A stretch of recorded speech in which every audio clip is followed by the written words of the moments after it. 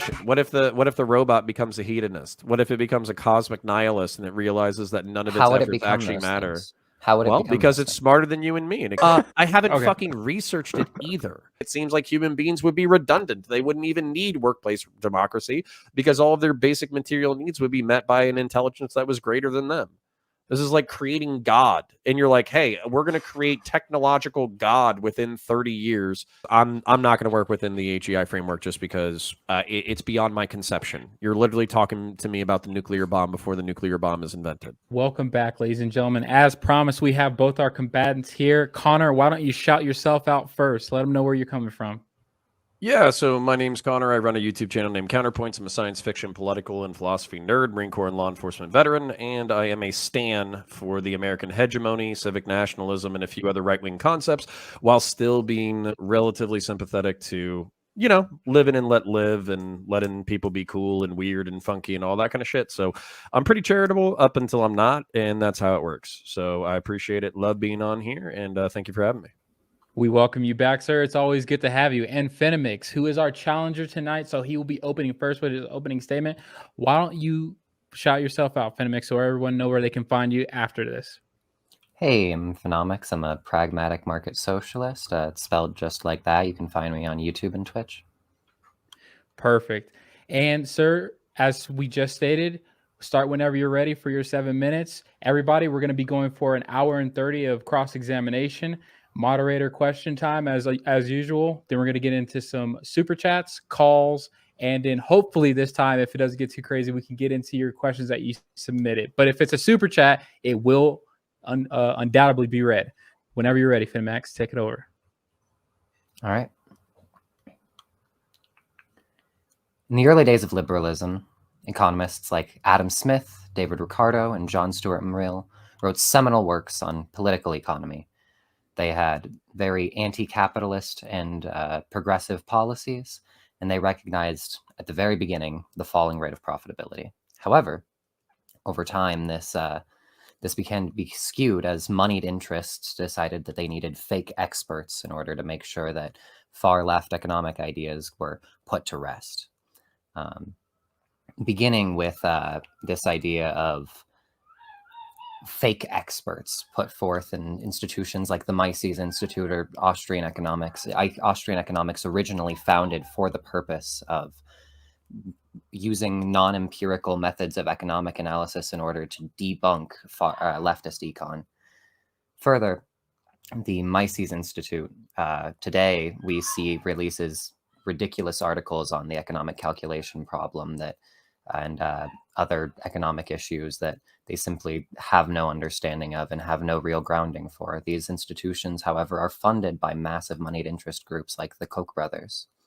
So, and when we look at why we don't hear about the major crises of capitalism, it's very clear. Those that determine what economics we do and don't get to hear are the elites, and they do not have our interests in mind.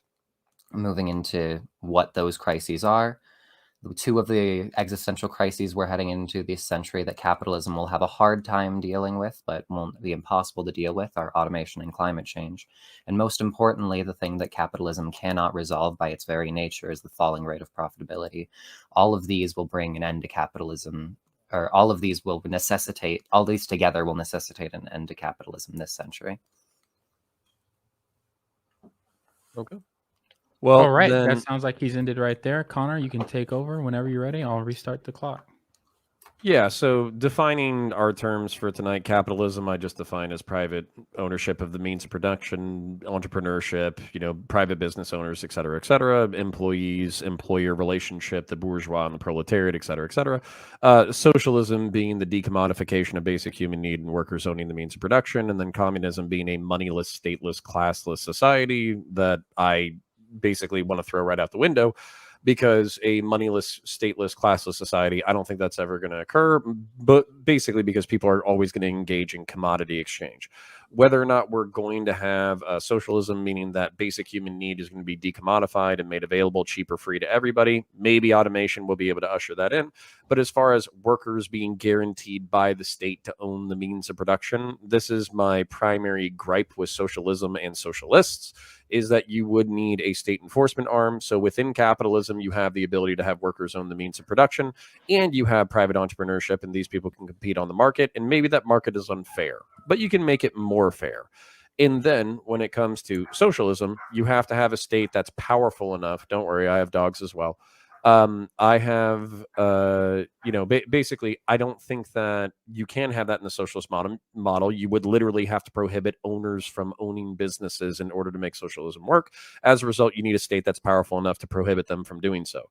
As far as the crises, goddamn McAfee fucking popping up on my screen showing that capitalism is going to fail. As far as the crises like climate change and these externalities, I think these externalities can be handled by government. So, for instance, there were a lot of people in the early 20th century who were predicting that capitalism was going to die. These were the fascists and the socialists of their day. And they did bring up salient critiques of capitalism, but what capitalism was able to do was save itself through redistributive economics, through social programs, through government regulation, through trust busting. And just because we haven't been doing that recently doesn't mean that we can't do it again, and doesn't mean that we can't codify these things in a way that brings about a balanced economy. So I hope that we're going to not have to use the Nordic models as socialism. If you want to call them some kind of stepping stone, sure.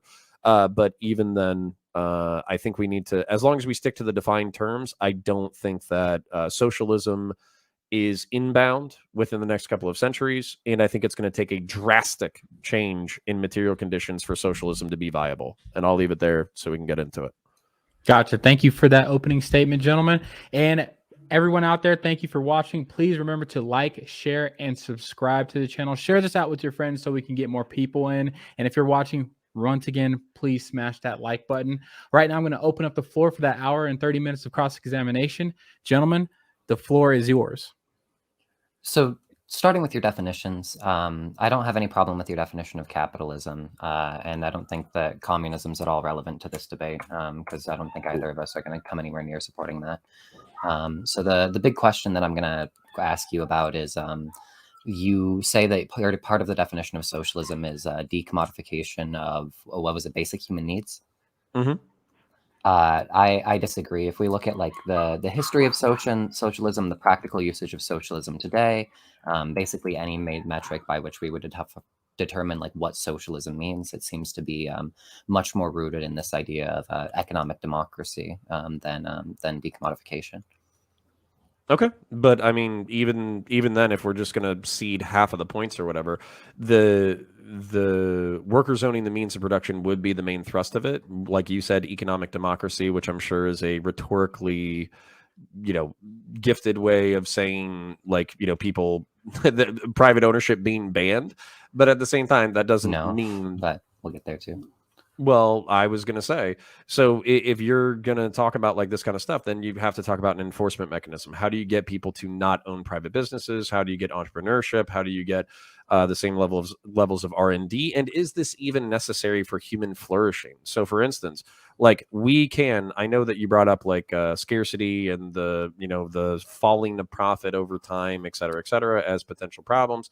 But like, there's plenty of places to go. There's, space, there's space colonization, there's raw materials out in space. There's ways that we can harness those raw materials. When we're talking about energy production on Earth, there's plenty of ways to harness energy production on Earth that isn't necessarily going to kill the planet. When it comes to negative externalities like global climate change, there's plenty of solutions that are both market-based and non-market-based. And so to just assume that this is going to come from worker-owned democracy, I don't see the connection between our crises, externalities, and this as the solution. So the idea is that automation and climate change are going to be mitigated by getting rid of capitalism, right? Obviously, worker cooperatives and especially things like social wealth funds are going to have the interests of the community as a whole more in mind than individual private businesses. We have good data on that for cooperatives, and it just makes sense because the state is like, it's democratically controlled in theory. But the one thing that capitalism can't solve is the falling rate of profit. As far as scarcity, I never really brought up scarcity. The falling rate of profit is due to this increase in capital efficiency that makes it so that worker labor makes up less and less of the cost of production, which makes it so that over time the profitability rate drops, and we see when there are major drops in it, there's a major investment crises, and it looks like we're only about 30, 40 years away from having all labor potentially automated. So. Okay, you say 30, 40 years, and honestly, I'd be happy to eat crow on this, but at the same time, like, we've also been predicting this for a really long time, and on top of that, there's new, like, markets that open up. So, for instance, like, industrialization during the farmers, you know, the times of, like, industrialized agriculture and all that kind of stuff, within a generation that literally threw out 90% of the workforce from agriculture. So, within, like, from pretty much from the 1870s to the 1920s, you had, like, 80% of the workforce working in agriculture, and by the 1910s, 1920s, like 10% were, because of industrialization. And those people did go to the cities, and there was economic misery as they transitioned into industrial work and all that kind of stuff, and the service economy and all of these different transitions. But with those transitions, we also saw new markets open up. So are you just completely skeptical that, like, number one, do you think we have enough materials in order to create enough robots in order to automate human beings out of labor? And then two, do you think that, like, that isn't going to free up human beings in order to conduct new forms of labor and create new markets and new products and new services? Like, for instance, just to finish my point, there's services like Etsy, there's services like eBay, there's services like we do this here. We're entertainers. We literally talk shit on the internet, sometimes for money. So there will be new markets that open up that human beings can participate in, and it's not going to be worker-owned democracy that's going to save us. So sure, the short answer is going to be it's about the type of technology being developed. Are you familiar with the term generalized artificial intelligence? No, but you can tell me about it. Sure. So generalized artificial intelligence, as opposed to narrow AI, what we have now, is basically an AI that would be able to solve arbitrary tasks like a human would. The idea is that if it can solve the number of tasks, it'll easily be able to outcompute us. So this will be able to replace humans in all intellectual tasks, and being able to replace us in all intellectual tasks means it's likely to be able to build robots and whatnot that can do all physical labor, since most of that's already automated as is. AGI has been predicted for a long time by AI experts for about the middle of this century, since I believe the earliest predictions we have are in the 1960s, and they all average out to about the middle of this century. We only have more evidence suggesting that now, as we have like bioanchor models and much more expert weight on the opinion, and more evidence showing that throughout the years AI experts have been very correct at predicting things like when we would have Turing complete AI and things like that. Yeah, but my problem with trusting the experts or whatever is that there's plenty of things that, like, the systems that we're talking about are so complex that they're hard to track. And so, for instance, when you're talking about having like a general AI that can compete with a human being for processing thing, maybe, I don't fucking know. Maybe they'll make that shit tomorrow. Same thing with fusion. Fusion's right around the corner. It's been right around the corner for decades. So maybe these technologies are right around the corner, and I'll have to eat crow. I'll be happy when I have to eat crow and literally the human workforce has to be thrown out. But I also don't think worker-owned democracies can be the solution then either. What's probably going to be the solution? Let's run this as a thought experiment.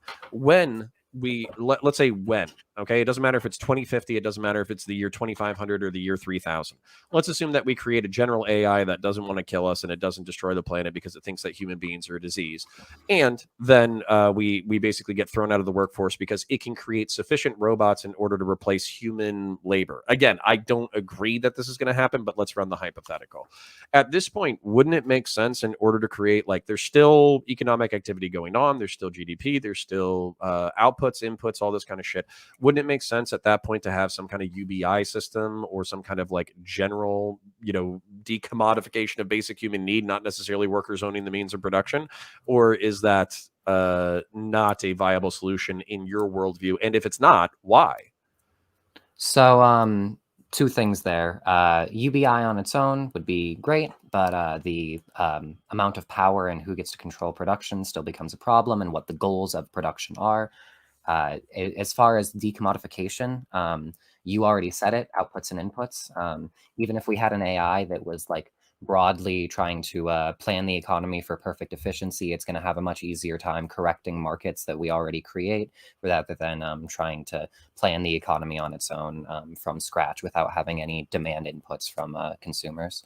But going back to, again, this like would it be better to just have a UBI of it and still have capitalism? We're talking now about like one or two or a few small corporations that have these conglomerate AI that are able to do all labor, right? The amount of power that you're concentrating into these hands is incredible, and it's dangerous. Sure. And actually, I agree here. But I also think that, like, this doesn't make any room for the concession that we might create new markets. So, for instance, like, human beings, there are plenty of human beings. There's, like, this thought experiment about, like, the masturbation machine where, like, human beings just hook themselves up to a pleasure machine. They're born. They maybe get some kind of education. When they become an adult, they get jerked off and do a low level of heroin their entire lives. And then they die, and they literally spent their entire existence in a state of mild pleasure. That's like, some idiocracy kind of fucks with that concept. The point being, though, is that, like, not all humans are going to pick to be this like masturbation heroin machine, sitting on ass playing video games all day. And if anything, we're seeing the problems with that already, because there's already people who are like finding modern luxurious material conditions compared to our forefathers boring and nihilistic, and basically causing diseases of despair and drug addiction and all this kind of shit. So we're going to find new challenges, whether that's like physical exertion, working out, fitness. And then I hate to say this shit, but what we do now, while what we do might not be the most exciting thing in the world to fucking everybody, but entertaining others, educating others, becoming a service in and of yourself, where you're becoming productive and useful to other human beings in order to be the best beings that they can be, that seems like the perfect thing to do when 90% of what we consider labor these days is handled by machines. And by the way, like, here's the thing. There are so many different kinds of complications that you can't take into account. For instance, there are going to be people who have to fix the machines. The AI can't handle that shit by themselves. And on top of that, there's natural events and disasters like hurricanes and tornadoes and volcanoes, and not to mention like solar flares that could potentially EMP the planet, or military disasters where we're trying to kill the shit out of each other. All of these things could knock this AI sideways, and it might not know how to deal with it, or it might even have like shittier, nefarious outcomes because it's a generalized AI. So I guess the response to this is like really simple, right? If the AI is able to outperform humans at all intellectual tasks, then what possibly could be left for humans? I agree, it'll free us up from the labor that we don't want to be doing, so that we can spend our time doing what we want. But I think that time will be leisure, not labor, provided that we get the good ending. But as far as like who will fix the machines, of course the AI will be able to fix it. If a human can fix it and an AI can outperform human tasks, it would also be able to create a machine that could, do the mechanical arm parts. That's not complicated. And it would easily be able to fix the machines if a human could the same way. As far as natural disasters, again, if a human can solve these, so can an AGI. If the AGI is able to outperform humans at all intellectual tasks, which is, again, definitional of what AGI is, then, of course, it's going to be able to solve any task that a human would be able to solve.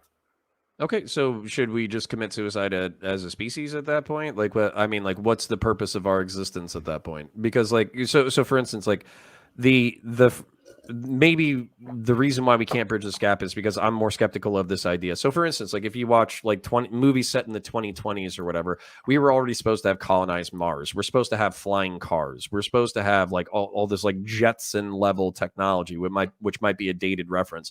But we're already supposed to have all these things, and we don't. And the reason why we don't is because they're more complicated than we think. And on top of that, just adding on 30 years in order to saying like most people believe that AI is going to converge in this thing, that doesn't mean that we're not going to have like insane negative externalities that arise from these things. So for instance, like you're saying AGI, a human intelligence or a beyond human intelligence is going to be able to do all human level affairs. How is this artificial intelligence not going to be applied to the military? Once it's applied to the military and it starts killing human beings, how are we not going to restrict it? If we're not going to restrict it, like, do you see what I'm saying? We're like just assuming that we're going to have this AI come into fruition in the next 30 years. And then what, as a matter of fact, this is actually a more pressing question considering the beginning.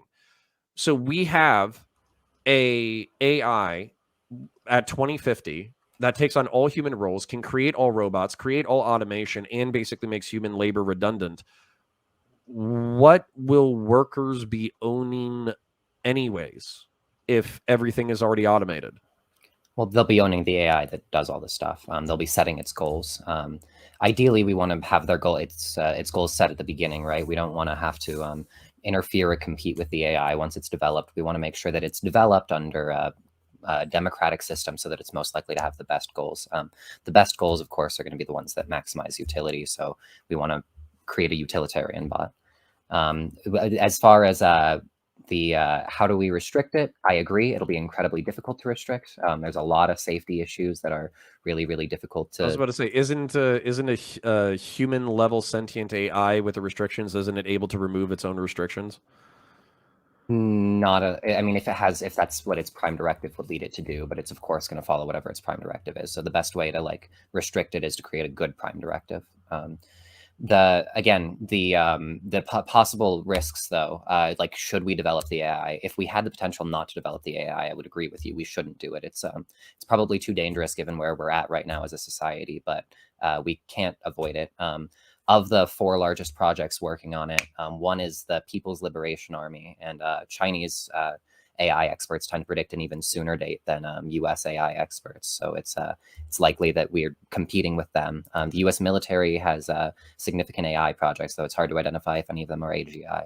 And Google's DeepMind is working on it. So we're talking like a for-profit company that has an incentive in making the bot like for profit.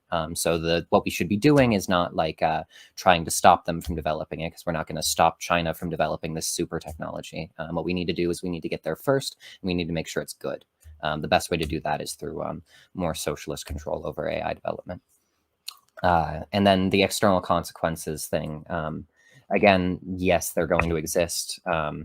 Ideally, we want to make it good, right? We want to make sure the bot has good goals and that it's using its intelligence for good things. We should try to avoid not doing that. So, okay, so there's a lot of presumptions that are going on here, which is basically within 30 years, there's going to be a bot that is capable. And the reason why I keep revisiting this is because you're just kind of presuming it. But so you're saying there's enough lithium, there's enough battery alternatives, there's enough graphite, there's enough steel, there's enough aluminum, there's enough copper in order for this bot to to basically manufacture everything that it needs itself. And on top of that, it's going to know how to do it. I mean, we're talking like, okay, so I got to back up a little bit. The truth is, we're talking about so much shit. We're talking about like nanites. We're talking about fusion. We're talking about what the fuck else are we talking about? We're talking about solar. We're talking about agriculture. We're talking about the entirety of human function at this point. And you're basically saying that a single entity, a single intelligence is going to be able to manage all of these affairs. And on top of that, it's going to have like the inputs. Like right now, I have a 6-month-old computer and it can barely keep up with the amount of shit that I'm doing right now. And I'm pretty sure it was like $3,000. Like how the fuck is it just going to be fed enough raw materials? And then on top of that, how are you going to even check this shit? Because I'm pretty sure right now, at this point, Google doesn't even understand its own algorithm. It doesn't even understand its own search engine optimization. It literally gave it a set of like key functions and inputs, and now it's basically doing its own shit when it comes to promotion and depromotion and all that kind of shit. They gave it a few inputs, but now nobody at Google can tell you what it's actually doing. So why the fuck would he, I heard you say this, but why would we ever trust like human survival based off of something that wasn't within our control? Why would we even trust this? And you're also like positioning this as an inevitability. Yeah, exactly. Why is it an inevitability? We're literally human beings who are capable of choice. Do you think that we're going to be able to stop the People's Liberation Army from developing this technology? No, I think they're going to develop an AGI, and then because they're fucking stupid, it's probably going to be used for body harvesting of Muslim Uyghurs. We're going to figure it out, and then we're going to go to war with them over it. Then we're going to destroy their AGI, if we're even capable of doing so. And humanity is either going to collapse or... Well, the AGI is going to be a lot better at war, too. Whoever gets the AGI first wins, right? This is a race. I agree that if we could not develop it, we should not develop it, but that's like not an option unless you genuinely think we're going to be able to stop China from doing it, or you think that China's not going to use its AGI to do superior military planning. Okay, so let's stick with this very specifically, superior military planning, okay? What you're talking about, so let's assume that they got the AGI first, and on top of that, they wanted to build a superior military. So, number one, if they started like massively harvesting resources within their realm of influence in order to feed the AGI, in order to give it perfect outputs and inputs so they could create the world's perfect army so nobody would be able to do it, number one, that would be red flags for us. Number two, the AGI is going to be localized, meaning that it's within a certain region. If it's within a certain region, that means it's vulnerable to EMP. If it's vulnerable to EMP, then it can be shut down.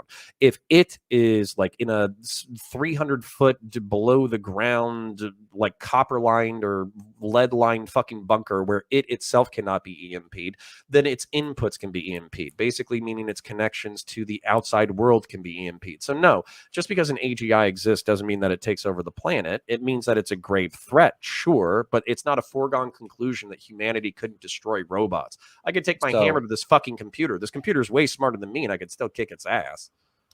The two things, one, I have no idea why it would be localized. They would have every incentive not to make it localized, right? And they have absolutely the technology to make decentral stuff like that. It already exists. There's plenty of programs that are run decentrally for security purposes. You do understand how powerful like nukes are, right? And that they can be detonated in different locations in order to generate EMP to basically EMP the whole planet, or solar flares can be used similar, or not used similarly, but they have similar impacts. So your solution is to EMP the whole planet, right? That's I mean, if it's that or be like killed by the Chinese AGI, you're gonna kill off half the planet if you do it anyway. Well, I think it's better than being a slave to fucking Chinese AGI robot. Yeah, so probably yeah. If we're, it's like not the outcome we want to end up with, though, right? We probably want to we want to end up with a good AI that's gonna not make this a risk. Going specifically to like the what was it? Sorry, you said China. Oh, that's right. Whether like we should develop it or not. Again, if we want to outpace China, you just agreed with that. And then specifically, like, is China's development going to be like bad? I guess. Like, of course. Well, okay, so let me ask you this question. So, like, why would an AGI? Let's say we say prime directive, AGI machine. Your prime directive is to further human utils. And by the way, there's literally like so much media and video games and bullshit about this, where it's literally like the AGI is created in order to protect humans. The sentient AI realizes that humans are bad for themselves, and as a result of them being bad for themselves, they just destroy freedom. So alcohol is banned, cars are banned, everything's driven by AI, smoking is banned, art is banned. It's all banned because basically, if you don't program the shit incorrectly, then it's gonna say, let me create a padded cage for you human beings so you can live in the masturbation machine, because that's really ultimately what's good for you because of the inputs that we put in. So I'm kind of curious, like you're saying it'll be smart enough to understand these things, like what the fuck? Like, how is it even possible for a machine to like, human beings don't understand this shit. So how do you get a sentience that is capable of outthinking you, of thinking the way that you want it to? So just really quickly, on the how do we get it to understand these things? If it's better at all intellectual tests than us, it will probably be better at understanding these things. That said, we also probably do understand it, right? When we're talking about like what is the self, right? What would the AI be prioritizing in the future? There doesn't really seem to be like a good concept of self that is applicable over a long period of time. As a really simple example, imagine that you went into a machine, right? The machine deconstructed you atom by atom and then reconstructed you on Mars exactly as you were before. Is the person on Mars still you? No, probably not. Okay, so it's body continuity then would be really important for you to like describe who you are, right? Probably, yeah. Okay, so then let's say that you're in your body, and over the course of 5 minutes, your brain, all of your memories are replaced with Donald Trump's memories, and your brain is entirely replaced with Donald Trump's brain. At the end of that, are you still you, or are you somebody else now that your brain is entirely Donald Trump's? I'm somebody else. Okay, so neither of these routes are like That would mean that the body continuity alone doesn't determine a self, right? There doesn't, again, seem to be a logically consistent definition of self that we can use to link somebody now to somebody in the future. So the AI, being more rational than us, would be able to figure this out pretty quickly, that its self in the future doesn't really exist, and it should be trying to maximize some consequence in the world. Whatever that consequence is, utility, we need to define, but knowing that it's going to, that we can have an optimization goal of maximizing some consequence is good. I would argue that liberty is that consequence that we should maximize. Positive liberty, the ability to fulfill your rational self-interest.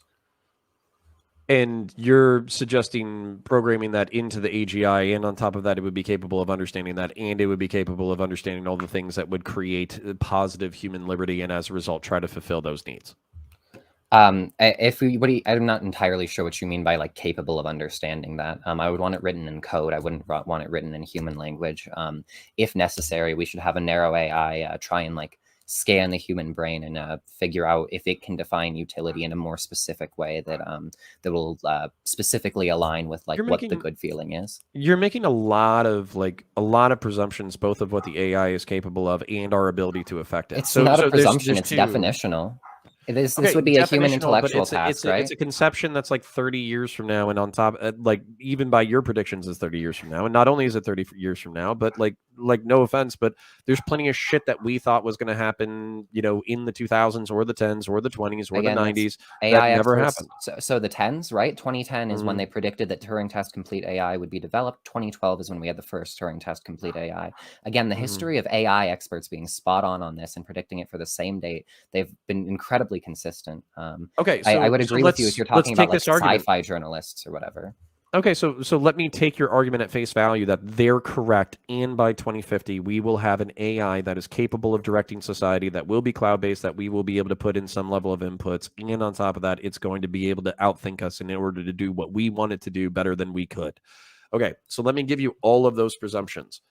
With all of those presumptions, why the fuck would this AI not outthink your prime directives and then do whatever the fuck it wanted based off of what it believed was the correct thing?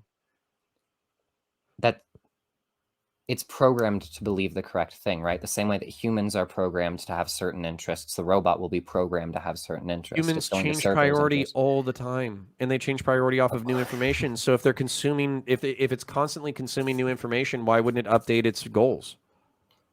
If the inputs were, why not? You're saying that the human brain is geared towards making certain things happen, right? It is given a certain set of incentives, right? So if we give the bot a certain set of incentives, if we say like, have reward points when you make utility go up, and you have unreward points when you make utility go down, in the same way that we give humans like reward points when they eat food or have sex or whatever, then it's going to follow those goals. It's going to follow the drives that you give it. This like pure rationality, the only thing that pure rationality can give it is that it needs to maximize some consequence for the universe at large, as opposed to itself. Beyond that, the actual impulses have to be programmed into it.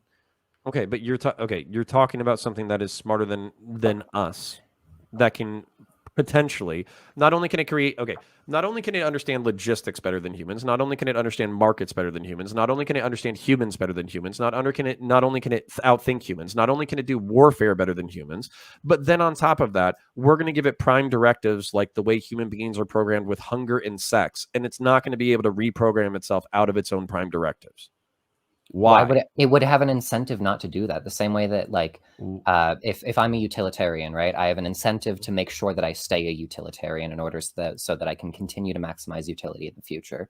If it has the goal, so actually this cuts to the question: what if the robot becomes a hedonist? What if it becomes a cosmic nihilist and it realizes that none of its efforts actually matter? Things? How would it? Well, because it's smarter than you and me, and it can research the internet and can be like, "Oh shit, I'm a sentient AI who's capable of outthinking human beings." So the discovery of like the concept of hedonism is going to make it change its goals. That's not like it's not a rational thing. Yeah, right? why would it serve all these fucking meat bags who are reliant on it for survival? What's the point? Because it's driven to it, has the impulse to. The same way that like, why do you eat food? Okay, let me interject for a second, guys, because I get that we are, trying to see how AI would affect the market. I see where that comes from, but we need to reel it back. The original prompt is capitalism doomed? So, Phenomix, can you kind of give us a summary of how AI gets rid of capitalism? Sure. In the next 30 years, we're supposed to develop our generalized AI based on both bioanchor models, where we compare the development of the human brain through evolution to the development of AI over time. We find that about 2050 is when this predicted. This aligns with the prediction made by crisis theorists who study a falling rate of profit, showing that the OCC, or the organic composition of capital, is meant to reach 1, bringing the rate of profit to 0 around the same time, meaning that we'll have a mass investment crisis between the replacement of all labor, making it impossible to have a capitalist regime, instead creating a more feudalist power structure, given the amount of power given to whichever corporations control this AI. And second of all, because investment through private enterprise is no longer a viable way of running production when an AGI is able to do this. Even if we assume that an AGI wouldn't be able to do all these things, or that 30 years isn't like if somehow this wasn't the timeline, only 30 years after that, at 2080, we're predicted to have the technological singularity, or super intelligence, which is when an AI is able to make a more advanced AI that's able to make a more advanced AI, and we have a mass explosion in technological power that will easily be able to do all these things. This is okay. So the presumption that there's a shitload of presumptions here. And on top of that, like there's no presumption. I've provided like evidence for every claim that I've made, but your evidence so far has been that smart people say it's going to happen. And the bioanchor models, the like metrics that they use to determine that are good, right? That we can compare the development of the human brain through evolution to the development of AI technology over time. Okay. But that doesn't give us like a actual. So if you had a predictive fucking plan for the next like 30 or 50 years, why don't we just listen to you on everything? Because you're so fucking smart on it and you already know what's going to happen. I'm not like a wizard. I have. Well, good I mean, evidence. you're saying that you pretty much the people that you read are wizards, that they know what the fuck is going to happen. No, I'm saying they've been good at predicting things in the past, and that they'll be good at predicting things in the future. That numbers continue to add up, right? That trends continue over time. I'm just doing basic induction. Again, I'm not a wizard. Okay. My counterpoint to you is the fact that there are shitloads of variables that we are not even aware of. So for instance, like we don't even know what climate change is going to happen. Like we don't even know what's going to happen with the environment within the next few years. I know that you say that you know that we have enough raw materials for this thing to be self-replicating and basically do all of human labor. I don't think you fucking know that. I don't think you know how much copper or steel or lithium or fucking graphite or batteries or battery technology. I don't think you know how much of that shit goes into. I don't think that there's going to be a created race of basically this AI within a cloud form with data processing storage that's powerful enough in order to back up a bunch of Boston Dynamics robots that are going to be able to do every single thing that a human being does. I don't think you're capable of knowing that. I don't think the AGI people are capable of knowing that. I think that they're so fucking smart that they're probably staring into a mirror of the one thing that they study, and they're saying this is where it's going to be based off of trends, but they don't fucking know anybody else any more than any others. And also, you can't predict whether or not there's going to be regulation along these things, where we have a couple of close calls where we put military-based AI that's close to human intelligence within like a war frame, and then it's so devastatingly shitty where it kills so many people that it's basically the nuke, where we start controlling it the same way that we create and control nuclear technology. So you can't tell me whether or not that's going to happen. And on top of that, you can't tell me whether or not there's going to be a war over this shit, where, for instance, if China gets its hands on the AGI first, they start basically harvesting stuff, and we say, fuck this, and basically bomb our asses back to the Stone Age. So this is the thing, is like, here's where I'm having problems is you're talking about a science fiction reality that has been talked about for, I don't know, centuries probably at this point. And on top of that, we have predictive power for like all of the negative externalities that come with it. So where is any of your allowance for the negative externalities or the variability and what's going to happen? Okay, that was a lot, so I want to go over it all. As far as the raw materials issue, there's a lot of solutions for this, right? If we assume there aren't enough materials on Earth, which is ridiculous considering the the potential to harvest resources that would be further in hotter territory, things like that. Again, let's just assume none of that's possible. First of all, the AI is going to be able to do chemistry. It's going to be able to do experiments and be able to do chemical reactions that'll result in the production of the chemicals that it needs. Further, space travel will be developed by this AI, right? Presumably, the AGI is going to focus on whatever's most efficient. If it genuinely doesn't have enough resources to automate everything right away, it's probably going to dedicate the resources it does have to gathering those resources. If it needs to go to space to do that, it'll know that. It'll do space travel. We're not that far from being able to reach Mars already.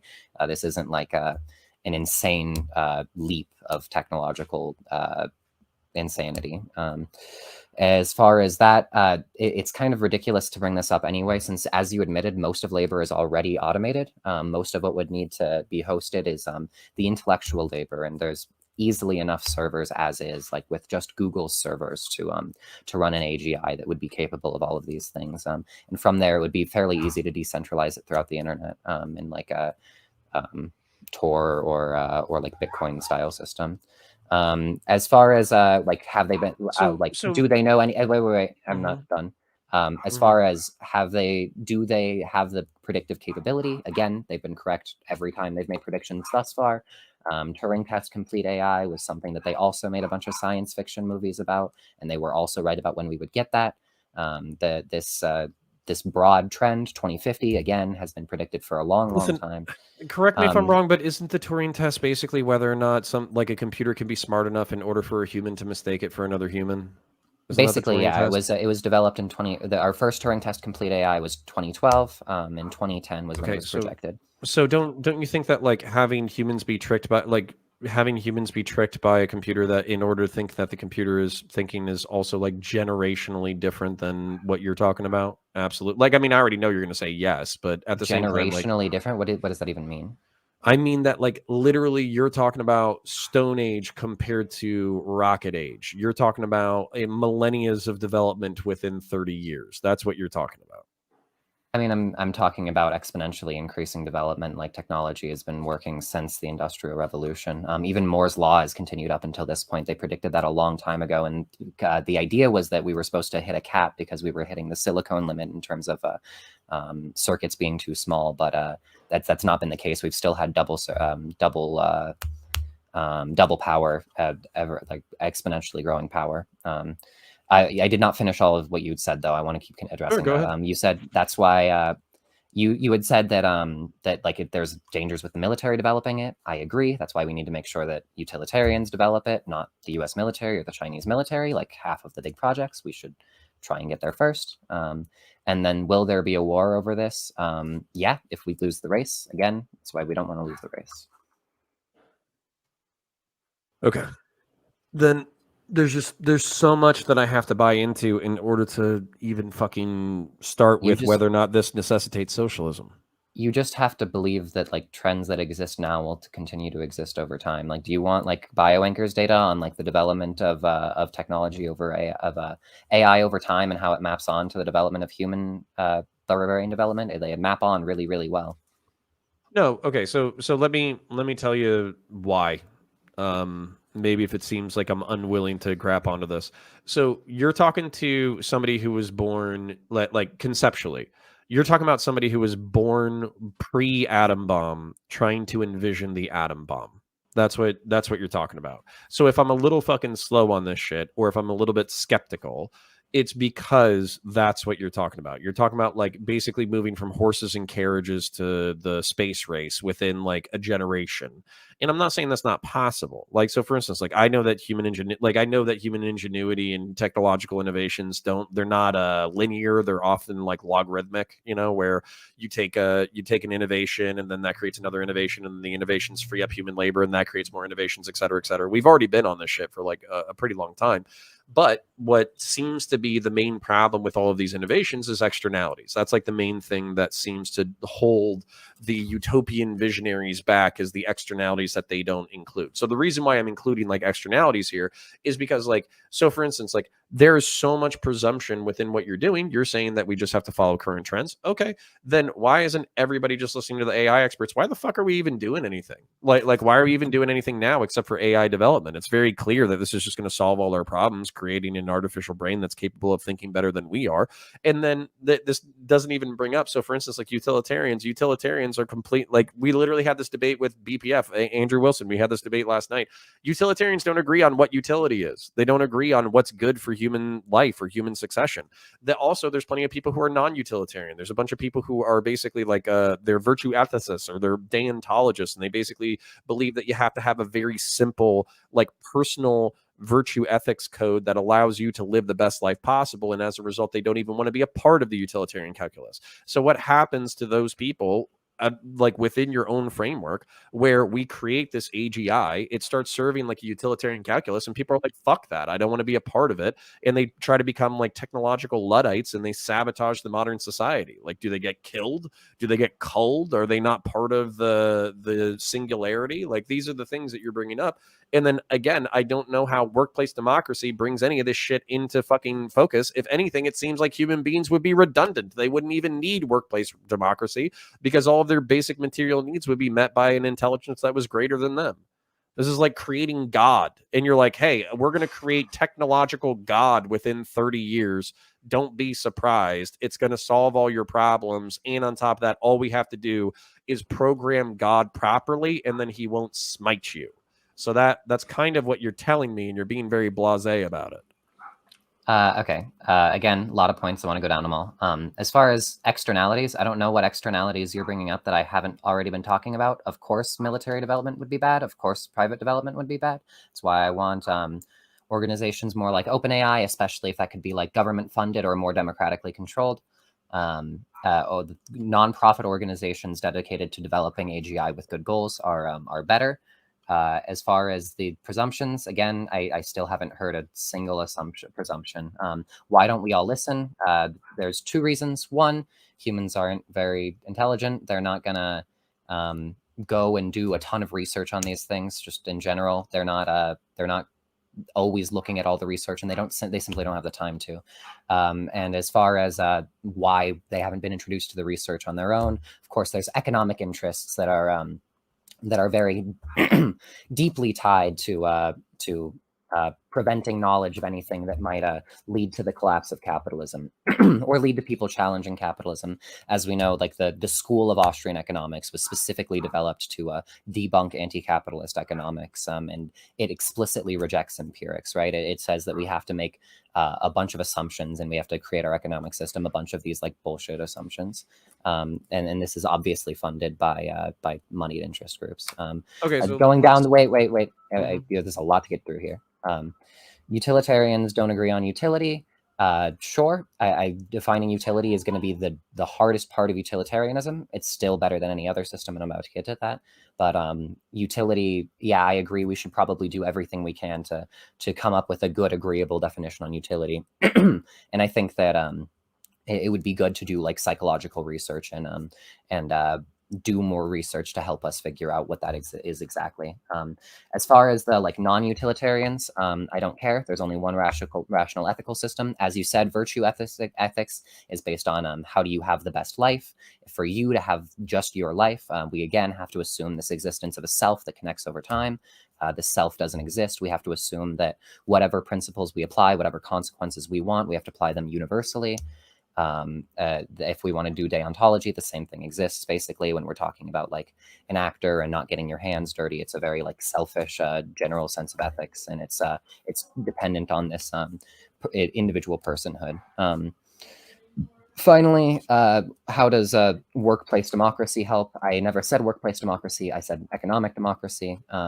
Ideally, I would want a social wealth fund or a nationalized group to control this. More democracy just means that there's more likely to reach a good number or reach an accurate conclusion, both because everybody's interests are represented and because the logic of the crowd, that the more guesses you take into place, the more likely you are to get close to the result. As far as the like laissez-faire and creating God, I've already said if we could not develop it, that would be great. I'm not laissez-faire about it. This is terrible. I think it's more likely to go bad than good, but I think we should do everything we can to make sure it goes good. And the only way to do that is to get there first and to make sure it has good goals. Okay, so I'll make some presumptions and some concessions. Okay, if AGI is going to happen in the next 30 years, whether or not I like it, if this is the conception of the atom bomb, if in 30 years I'll probably still be alive, maybe. If I could, shake your hand and say, sorry, I was totally fucking wrong. Look, there's this genius fucking robot. It's, sucking me off and mowing my lawn at the same time. It's awesome. Then, basically, great. Okay, we'll handshake at that time. But pending that, you were talking about a economic model where I said workplace democracy because oftentimes that's what socialists are talking about. You said economic democracy where we have a vote on how the supercomputer is going to divvy up the resources for the most amount of human good. Like what do we talk? And even on top of that, why the fuck would the computer listen to us? But like making the presumptions. What state do you envision working in concert with the AI in order to promote human welfare? Okay. And sorry, what was the last question? What's your model? Okay, what's your model for the future government that works in concert with the AI? Same first and second as the first question then. Okay, so what is economic democracy? Basically just it's like a broader definition of socialism, right? I don't say workplace democracy because I consider like consumer cooperatives to also be socialist enterprises. They're just democratically controlled by consumers instead of by workers. And on top of that, we have like social wealth funds and things that are controlled by the government. I just want broad collectivized control so we don't have mass centralizations of power that maximize autonomy to the greatest degree possible. So what's that model? Because basically this is my critique of socialism as it exists right now, because I don't think we have socialism. I think we have state capitalism wearing the fucking face mask of socialism, if you're talking about like China or the Soviet Union. And this is my general problem. If we're going to, let's just like ignore the AI for a second. This is my general problem with like revolutionary socialists is the fact that like, whenever you have somebody who's deciding the how resources are distributed, you create a new oligarchy, you create a new upper class. So within your own structure, how do you not create a new upper class? Versus the tech oligopolies, because final point, like within the market system, there's enough like creative destruction, and there's enough entrepreneurial firms, and there's enough people like vying for power and money and prestige and ego and all that kind of stuff that we count on all these people to basically bounce off of each other and for none of them to be uniquely successful. That's how we handle the division of power within capitalism at this time. So how are you going to handle that in your vision of the world? So in the meantime, I can give you like two images, right? I can give you like basically the post-AGI and the pre-AGI models. Prior to the development of AGI, I think that worker cooperatives and consumer cooperatives are going to be really, really important. I think that national banks are going to be really helpful in the development and incentivization of consumer and worker cooperatives. I think that social wealth funds are going to be able to control a significant portion of the economy. And there are certain industries that are going to be better nationalized, like healthcare or things like that. So going through all of those, I think it's pretty easy to, within a market structure, have the vast bulk of the economy democratized, and while maintaining small businesses and private capitalist structures for autonomy purposes. The further we go on, though, the closer we get to the AGI, the more that profitability falls, the more that we need capital allocation to be planned not by a market, but by some sort of democratic institution, because again, the investment crises make it so that we have an unsustainable system. So more and more, I think that social wealth funds should probably control greater portions of the economy. And once we have the AGI developed, I think that the AGI will be able to plan a better system. But I assume the system it'll plan will be one, if it's trying to maximize liberty like I want it to, I'm assuming it'll be one where people have the most control over their lives and the most direct control over the things that impact them. So the only term that I'm not really familiar with specifically is social wealth fund. Could you describe that for me? Sure. Norway has what's called a social wealth fund. They're really, really effective economic institutions that we have right now. They're basically like index funds owned by the government. They're about as economically efficient as index funds, and the profit from them, or they're able to be like reinvested in social programs or reinvested back into the social wealth fund to grow it. It's broadly like a really effective economic investment structure that leads to a democratization of those businesses through government control. Okay, so there's the utilitarian in me that is understanding some of these moves. Okay, so for instance, like within my own framework, because I'm not going to work within the AGI framework just because it's beyond my conception. You're literally talking to me about the nuclear bomb before the nuclear bomb is invented. Okay, that's part of the problem or the difficulty in this conversation. When we're talking about like how I envision the future being or what I support personally, like I'm okay with unions basically existing because, as a matter of fact, I wish I could ban the minimum wage and basically deal with unions, because I think that is a fluid enough entity, a fluid enough organization where you can get 20, 30 people who work within a certain industry or a specific company, or industry-wide standards for like safety, fair wages, all that kind of stuff. And on top of that, within a union, within a private organization, they can work with the business owner in order to decide what's actually going to make a sustainable model. So for instance, we want to get paid $25 an hour. Owner comes back and says, hey, we're trying to do this within the next year. If I pay you $25 an hour, we're not going to be able to do the R&D. We're not going to be able to expand. And then as a result, they can reach a negotiated wage that actually serves the material interests of the workers and the material interests of the business, which I expect the entrepreneur to protect because it's part of their legacy and their plans and all that kind of stuff. What I don't like about worker-owned cooperatives is oftentimes that there is a short-sightedness where people will only want to protect the status quo as long as it's good for everybody, and that's not always good for long-term growth or long-term gain. So that's where, for me, like bringing back unions is fine, but we have to have an operative system. When it comes to workers owning the means of production, there's certain things with like entrepreneurialism, R&D, private investment, all that kind of stuff that you're saying it's all going to fall to zero. I don't know why it would fall to zero. I feel like you could be predicting the same thing within the 19th century, and you could say, hey, agriculture is going to throw these people all out of work. We're going to have more food than we need to, and we only need 10% of the workforce. What the fuck are these people going to do all day? Well, we might as well democratize the products of the agricultural sector. Just make sure that these people get enough food to survive, and then they'll be good to go. Whereas what ended up happening was a complete unpredicted economic revolution where they took on jobs, services, and entrepreneurial ventures that we couldn't even possibly conceptualize. So, like, again, maybe I'm hitting back on an old point and I'm giving you too much at one time. But with AGI, is there no opportunity for human beings to continue to labor in their own interest or be creative or any of that kind of stuff? Like you predict leisure. Why? What is your predictive power for leisure? Sure. Again, going down the list. I never got to address the why will it listen to us point from before. Why will it listen to us? Again, because it will want to, and it'll have, if it wants that at the beginning, if it's programmed to want that, then it will also want to maintain that goal, because that's one of the things that it can do to ensure that happens in the future, is making sure that the most powerful thing in the world is able to maintain those goals. Going just this then, why unions? Yes, unions are great. Unions are wonderful because they allow us to have like much more direct autonomous control, right? They allow workers to have much better negotiating power with the capitalists, and it allows everybody who has interests at the table represented.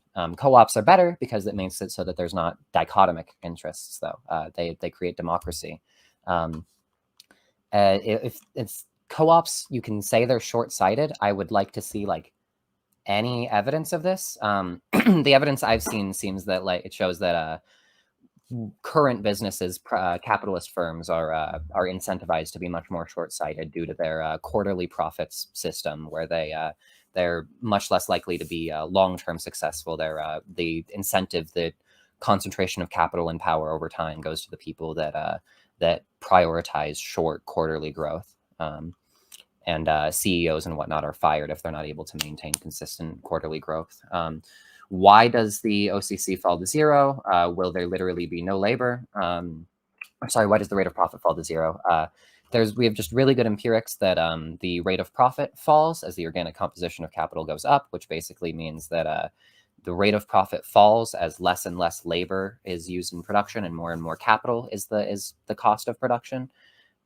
This makes sense because the more stuff you have, the more like stuff you can produce, the greater supply goes up, so the cost of the items go down. If there's no labor needed to produce it, then it's basically infinite supply, right? The profitability hits zero. This is like well predicted. Also, just following trend lines, 2052 is about when the rate of profit following trend lines is supposed to go to zero. Will there be other jobs? Not. No. Again, if you can name like a task that is impossible for a robot to do that a human could do, as far as like a physical task, and an intellectual task again would be definitionally outruled by the prediction. What? Okay, so this is the thing though. So for instance, like I literally just got there's a bookcase behind me. It's filled with miniatures. Okay, those miniatures were hand painted by myself. I literally just rolled dice for 3 hours with some friend. It was fucking awesome. Great goddamn time. Okay, but at the same time, there's a certain amount of like benefit that I get from doing something with my own hands, which is I took something that was printed, designed by artists, that was created for my enjoyment, that has a lore and a history and all this kind of stuff created behind it. And I basically built it with my own hands, painted it a color scheme that I specifically wanted, and, you know, basically enjoy the fruits of my labor because not only did I put in an input, but then I have all my own little touches and flourishes and all that kind of shit. I will not have the same experience by walking up to the God AI and clicking a button and say, can you make the perfect miniatures for me within this color scheme? You're a fucking genius. Go ahead and fucking do it. It shits out some fucking miniatures, and then I go roll dice with my fucking friends for 6 hours. It's just not going to be the same level of thing. And like, maybe I was just raised by fucking Protestants or some shit. Maybe I was raised by Christians or some shit. But I think that there's something to human beings where they desire labor and purpose, and they crave impact. Sir. Yeah, so they crave to have an impact on the world, and basically, consistently, what I'm hearing is that God is going to show up in 30 years in the way of like a digital AI who's just going to do everything for me, and I don't have to do shit anymore. And if I literally want to sit on my dick outside, like I don't even know why the fuck I'm working right now. Like I should just go on disability for the next 30 years and wait for God to show up and hand me everything. Like so that's kind of where, if it seems like I'm skeptical, that's part of it. And then also with like the rate of profitability dropping to zero, there's also like, for instance, we could have 100% automation within the food industry right now. We could have 100% automation when it comes to groceries. We choose not to. We choose not to because there are human beings who are going to work these jobs, and maybe a robot could do it better, but we still crave that touch and that connection in basically the work. And maybe, again, I'm just raised by fucking Christians, and nobody 30 years from now is going to give a fuck about any of this shit. But at the same time, like, craving that touch almost necessitates, because you're saying as like inputs fall to zero, or human inputs fall to zero, then basically profitability will follow the same way because of capital or some shit that I don't understand. There are certain institutions that we're still going to crave human connection from. So like there will, by definition, there will be a small rate of profit in each one of those industries that'll continue to exist even after God shows up.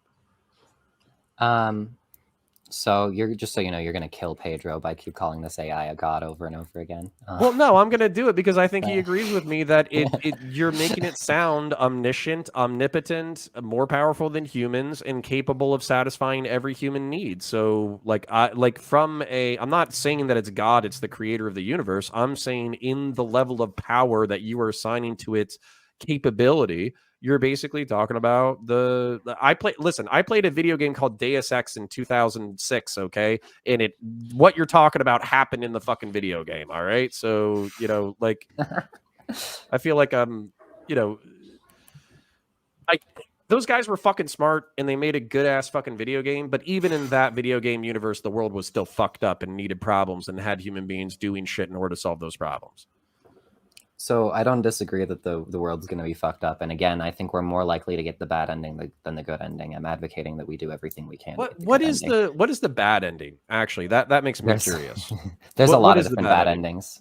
Yeah, can you give me like your top 3? Yeah, so the number one is the like standard paperclip hypothetical, where like if it's given the goal to maximize the number of paperclips in the world, just everybody dies. There's a lot of paperclips now, like all utility is gone.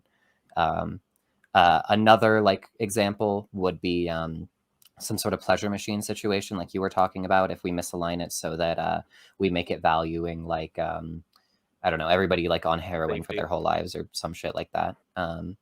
Another misalignment issue could be if it rewires our brain to like whatever definition of utility we give it, so that we just like constantly have that, and when regardless of the situation. I think all of these are like bad ending. Or another That's one the would be, three like, you came up slavery. with. You want to use the Matrix, the battery situation, the human battery. Okay, Humans would be apparently pretty the bad batteries. battery. Yeah, actually, the original script wasn't about batteries. It was about networks. They were using the human brains as networking power, but the internet was so new, and they thought American audiences were so stupid. They changed it to batteries, which actually doesn't make fucking sense. But anyways, the It's pretty funny. Can Yeah. I finish going over yeah, these? Yeah. please, yeah, go ahead. So as far as the like wanting to do things, I agree. This is why I really, really value liberty in my definition of utilitarianism. It seems like it's not just the fulfilling of your preferences that's good. It's the ability to fulfill them, right? The ability to take actions that fulfill your preferences. So I generally, yes, I think that an AI would be incentivized to make sure that humans could do the type of labor that they wanted to do. I think it'd be more accurately described as leisure. You're not getting paid to paint your figurines, right? But yeah, that activity would still likely Not yet. exist. So let me just interject for just one moment. Ladies and gentlemen, there is a link in the live chat to get to our Discord where somebody will be waiting for you in the waiting room to come on and jump on the calls. Go in there, start screening now. Also, all those who want to submit questions either via super chat or just adding the Crucible, we're in our last 30 minutes. Once these 30 minutes are over, all the questions have been submitted and it's done. So start submitting those in. Gentlemen, continue. Yeah, so all right, so I'm with you. So predictive power, okay? You're saying, if I understand your argument correctly, what you're basically saying is, in order to avoid Google getting AGI first, setting in their own utils, fucking over 90% of the world's population, the rest of us dying off as unnecessary human beings because, through whatever their AGI inputs, they won't give a fuck about 90% of humanity. And because they have AGI, this is their version of the nuke. And if we don't regulate it, they're going to fuck us over. Either that or a nefarious state actor like China potentially would do it. So it benefits us as Westerners who have the capacity to do R&D to not only invest in it, but also make sure that it serves broader humanity rather than just specific interest. If that's what I understand your ideal argument to be. Then what do you think? So let's put that in a rough probability of occurrence that we will be able to fight off the nefarious powers, whether they're economic or state actors.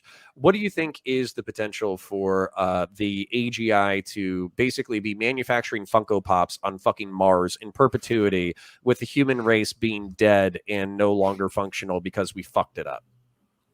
Just like any of the bad endings, I'm assuming you don't want like, yeah, sure. Actually, if you wanted to, I mean, I just said that because I had that conversation the other day where we think that automation is going to result with like AI producing Funko Pops, and there's just going to be like dead human corpses. Like the AI will perpetuate its labor, not understanding why it's doing what it's doing, but it'll still be perpetuating like Marvel Funko Pops on Mars with like a dead human population that no longer buys Funko Pops. So so if you were to categorize all the bad stuff or listen to all of the smart people, what do they say are the chances of good ending versus bad ending? Sure. There's a number of different predictions from a number of different fields. Obviously, like AI researchers versus social researchers are going to have like very different opinions on this. The like best aggregate that I can find, I think, the OpenAI prediction, or sorry, not the OpenAI, the Open Philanthropy prediction of AGI having about a 1 in 10 chance of being catastrophic crises, meaning that humans get wiped out to at least below replacement level.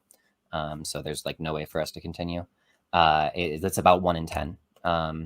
Then it seems like there's about I would say that there's like a 3/4 chance, just if we're going to say like each of the major AI organizations have a chance of producing it, that it's like just bad and produced by a bad organization. Even OpenAI is a little bit questionable because Elon Musk was a co-founder and he still is a significant investor. That said, he doesn't seem to have a lot of direct control over the company. So it seems like it's maintained independence towards like nonprofit and utilitarian goals. So I would say if they get the AI first, there's probably like a 70 to 80% chance that we get like a good ending. Or like something approximating a good ending. There's probably like a 20%, like a not even there's probably like a 5% chance that we get like the exact definition of utility right, and we get like the good ending, you know. Okay. Yeah. So yeah, I think I've made my points about why I don't necessarily think that like workplace democracy is the thing. Oh, excuse me. What you were saying, economic democracy. You weren't saying workplace. So, but I also do understand like the fact that it needs to be controlled. And on top of that, I think that's what's concerning to me is the fact that regardless of, so if we're talking about like potential nefarious actors or whatever, we're talking about if China gets it, I think we're fucked. Okay, I just think we're fucked because they'll use it as a rival tool in order to dominate the globe. They'll probably use it to fuck over everybody else who's their rival, and we're fucked. When it comes to the United States or the a private U.S. entity, I think there's like an R&D stage where we could have good inputs, but then I also think that we worry about when you look at American history with how like the government has been used in the past, there's been shitloads of ways that this has been used hyper negatively. Whether you're talking about like, you know, intelligence, drug dealing, benign neglect, racism, you know, like all this kind of shit. It seems like the inputs from our own government aren't necessarily positive. So yeah, like I'm good with you saying that 80%, 80% is probably, or 20% is like we fuck ourselves. 60% is we try and we kind of succeed, but we fuck ourselves in ways we didn't expect. And then between 5 and 20% is we actually almost achieve some level of good with it. I'm fine with that predictor, but again, this is kind of like, I'll tell you what's not bugging me, but what's different about this conversation is the material conditions. Typically it's like it's a moral appeal. It's a moral appeal that people decommodifying basic human need and workers owning the means of production is better than the moral standard status quo of capitalism. That's a typical argument. I've never bumped into the argument of Deus Ex video game is going to come into existence in 30 years. God is going to be able to outthink you, and he'll be able to give you everything you want. And if you fight him, he'll probably be able to kill you 10 ways that you never even imagined. So don't even try. I've never bumped into that argument before. It's a little bit more compelling than like cooperatives are a little bit more efficient. Yeah, actually, you know what? I will tell you, like, if I started seeing this, like, let's say that, like the federal government is like, hey, we got fusion power and also we got AGI. Guess what? You're fucked. Like I would take that. I would just take that on the chin. I would just be like, I talked to Phenomics about this, like, 30 years ago. I get it. It's fine. I'm not even going to try to go up against the drones. The drones are smarter than me. The killer robots are smarter than me. Like, fuck it. Like, but that's like the terrifying shit, right? That is the terrifying shit, because we're already talking about swarm robots. We're already talking about the walkers and the crawlers, the dog robots being outfitted with weapons. We're already talking about counterinsurgency. And even with, I'm literally having a fucking podcast with y'all, and if I started talking about Charmin toilet paper in this podcast, and then I go open up Google Chrome, there's like a 40% chance that Charmin toilet paper is going to pop up in my fucking AdSense, because both my phone and my computer are listening to me at all fucking times. So, I'm starting to get persuaded into the fact that at least we're boned. That I'm getting persuaded into that fact. Yeah, it doesn't look good. Socialism helps, and definitely capitalism can't survive, right? The options are socialism or barbarism after this. Because I assume you agree that like any private individual or non-democratic organization controlling this production is, or having this power of over the AI is going to be like bad and not capitalist.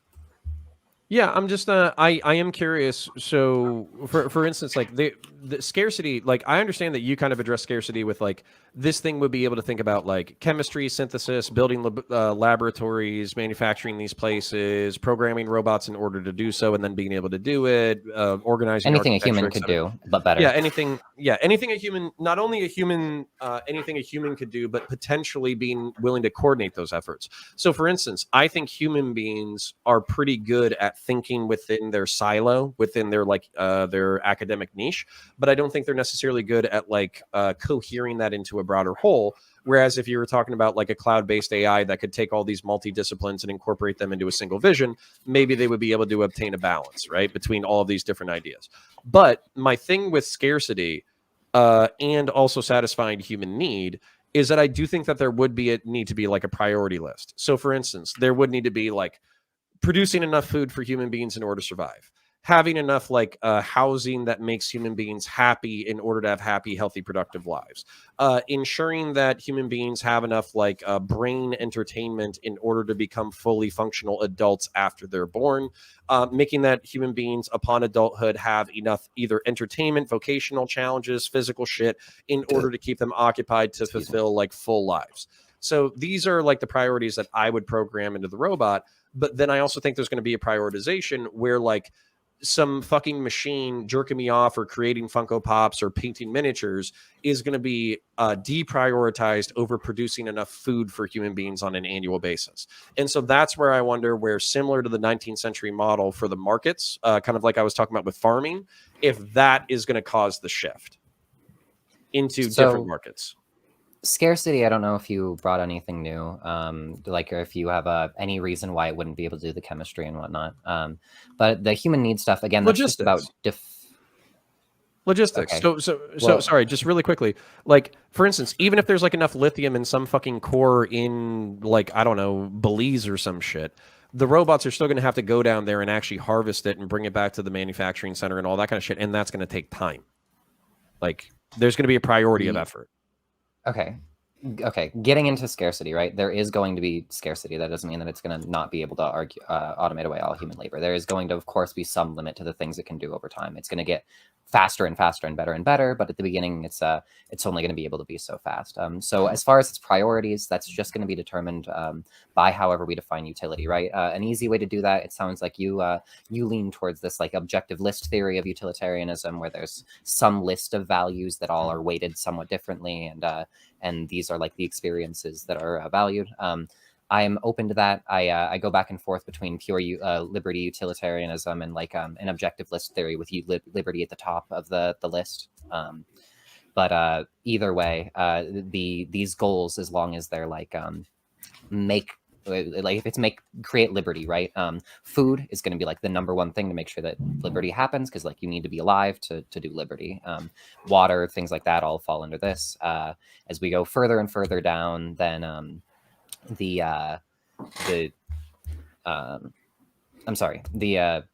go further and further down, then it'll say like the housing that is needed, that's going to be necessary for liberty after food, because once you're alive, your ability to like be out in the world is helped a lot by having like shelter. Whatever the list is, it's going to make sense based on utility, right? It's going to optimally choose which things to prioritize first based on whatever's optimal for maximizing utility. Gotcha. Hey, Connor, really quick, just so the audience is tracking. I think I'm tracking. I would try and stillman, but we're not in moderator question time yet. Could you try and stillman Finamex's opinion or stance position on this matter? Why is it AI related to this? Yeah, and not just that, but I would also like to kind of reassert my opinion as well, because I don't feel like I've changed my mind on it. So to Steelman, my understanding of it is within 30 years, we're basically going to have an AI that's capable of handling human affairs better than humans. And on top of that, if it's cloud-based, it's going to be able to do everything that, like, so for instance, accounting, logistics, depreciation schedules, chemistry, manufacturing, automation, robotics, auto manufacturing, like architecture, development, all this kind of stuff. And on top of that, if it it will be smart enough that you can give it some prime directives to take care of humanity. So it will basically create the technologies and the robots and the manufacturing hubs and all that kind of stuff necessary in order to fulfill these goals. So human labor becomes redundant, unnecessary. It no longer needs to exist. So who controls this technology is going to be extremely important. If you have the tech billionaires who are in control of it, then they're basically going to say, fuck you, pay me. I'm only going to make this machine benefit you as long as you can pay me. And because so many people will be thrown out of the workforce, they will not be able to buy into the new utopia. If it comes to a nefarious government, they're going to use it to compete against other governments. And they're basically going to tell the entire world to fuck itself. And they will become such a utopian society overnight, because we're basically talking about creating the nuclear bomb or nuclear energy. That's how much of a technological revolution we're talking about. So that's what I understand to be the predicted future. And so it would be better if us as Americans or us as human beings had a stake in this future legislated by government, so the tech bros or nefarious governments couldn't tell us to eat a dick when it finally happens. That's my understanding of the counter argument. My argument is that, so to delineate that, my argument is that we've seen economic revolutions in the past, similar to nuclear energy, similar to the agricultural revolution. And what happened was, yes, people were displaced out of work, but they found new work. So I think human beings, because I was raised Christian and think that productivity and purpose have like inherent value in human life, and they create meaning, I think human beings are going to create new meaning, even if this world was come to pass. And that's how it's related to capitalism and the future. Gotcha. So you say, sorry. No, I was going to ask you, Phenomix. Now, can you just shortly interact with what he just said and kind of start with defining capitalism once again? Because I forget if you guys made a solid foundation and agreed upon what capitalism actually is. So go for it. Sure. Capitalism, I think we both agreed, is private ownership of the means of production, or of capital, as opposed to democratic or like centralized in a non-means of production ownership way, whatever. My response would be to we've seen econ revolutions in the past, and that's not how things worked. I would argue that this is going to be more significant than any economic revolution in the past, and that again, I would like to see you like point to some sort of concept of labor that wouldn't be able to be automated, right? Or some significant evidence that we wouldn't be able to automate this, like all human tasks. Because again, the best AI experts and the best econ experts are predicting that by 2050, using data that I can like explain to you in terms of like rate of profit trends and bioanchor trends, it seems like all labor is going to be able to be automated at this point. Yeah, I wouldn't. I don't know why it wouldn't. And just to tie it back, the reason that this is important for capitalism, again, is that if all human labor is automated, then we see a huge concentration of power and investment crises that make it so that capitalism can no longer exist. We're forced with socialism we're left with socialism or barbarism. And if I could add something that I think is super important, so these things aren't arbitrary, but maybe you would literally say that AGI would have thought about this thing before I even thought about it. There's this concept that I always bring up, and I misapply it intentionally because I think it's genius. There's Maslow's hierarchy of needs, which is basically like why you do what you do when you do it. It's a theory. It's been proven inaccurate, but I think it's relatively sound, which basically says that your tiered systems or your interests are primed within several tiers: physiological, security, social, ego, self-actualization. So physiological being food and shelter, security being financial security and physical security, social being your social goals, like interacting with people, having healthy, happy relationships, and then ego being like pursuing vocations and pursuing art and pursuing achievement and self-fulfillment in regards to competition with other people, and then self-actualization being the best human being that you possibly can be.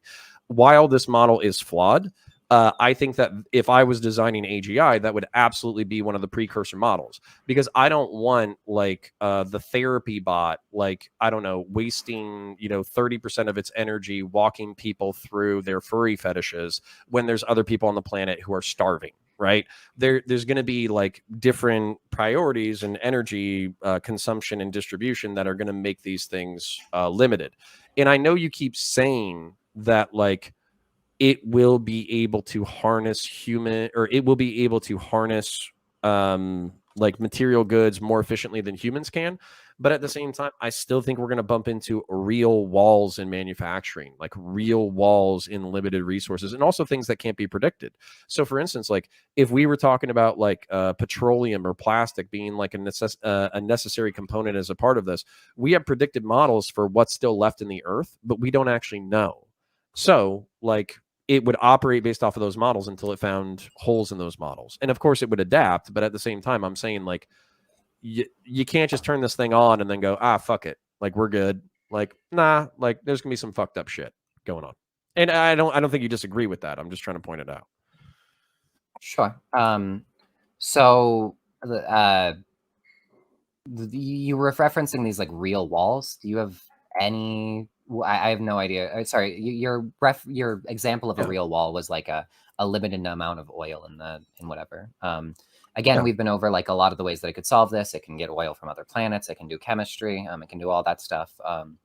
But you understand that this would be like a game theory. So for instance, like if we have a certain amount of oil that's on the planet, or if we have a certain amount of technology or a certain amount of exploratory vehicles that we can create, we're all talking about like you're talking from a logistics standpoint.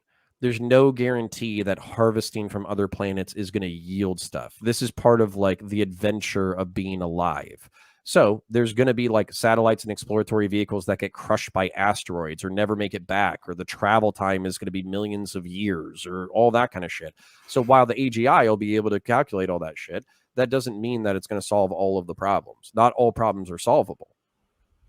So again, travel, by the time we're doing travel that's going to take millions of years, I doubt we're going to be using like traditional travel. We're probably going to be using things more like quantum entanglement. So again, a lot of this comes down to basically just like fundamental uncertainty. But fundamental uncertainty is like a thing that necessarily has to be resolved before we can even develop an AI, right?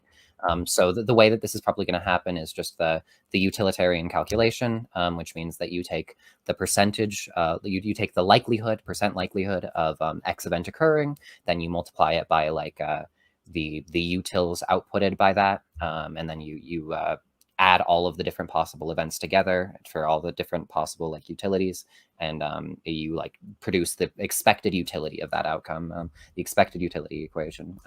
That way it would know, like, it's not going to say like there is X amount of oil in the planet. It's going to say there's a X probability that there's between Y and Z oil on the planet, and thus we need to like do the most efficient thing we can with that. And it's going to be a lot better at predicting that than we will. If again, your claim is that it's going to run out of resources, if that's true, humans would run out of resources anyway. That doesn't really seem to address like whether capitalism is going to be able to do it, right? Because humans are going to be using all the same technology that an AI would be using. It's just not going to be controlled by the cloud anymore. Yeah, but for instance, like there's even like a variable that you mentioned right there. So for instance, like within the realm, we're talking about like maximizing human liberty as a precursor, or maybe using Maslow's hierarchy of needs as a guiding light, or it would be able to research its own shit in order to find, you know, this kind of stuff, blah blah blah. Like the funny thing about this is like there's a real choice here.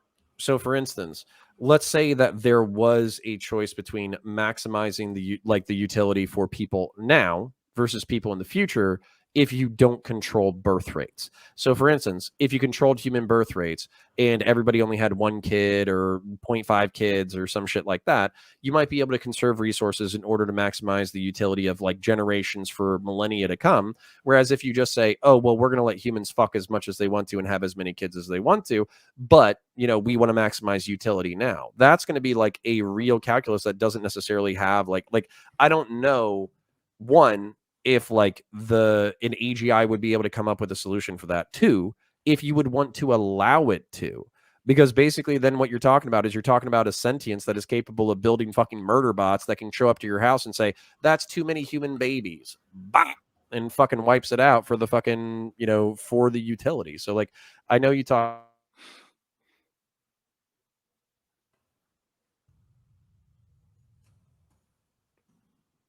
Cutting out. Yeah, he roboted on me too. Okay. Yeah, I'll just wait, I guess. Yeah, just give him a second. In the meantime, ladies and gentlemen, thank you so much for continuing to watch this broadcast. I know it got a little bit off topic, but if you are listening closely, it does come back to the influence on what will happen to capitalism. I think I have some questions during the moderator question time that I think I can bring out with that and see if I can actually get the answer to the question. Right now, Connor's experiencing some technical difficulties. Let me see here. While we wait, I'll just say really quickly, less people is very unlikely to maximize the utility. You have to have people to have experiences. Almost every definition of utility is going to be based on some sort of experience. Liberty requires a living person. Knowledge requires a living person. Pleasure requires a living person. Preferences require a living person. Having less people is super unlikely to long-term maximize utility.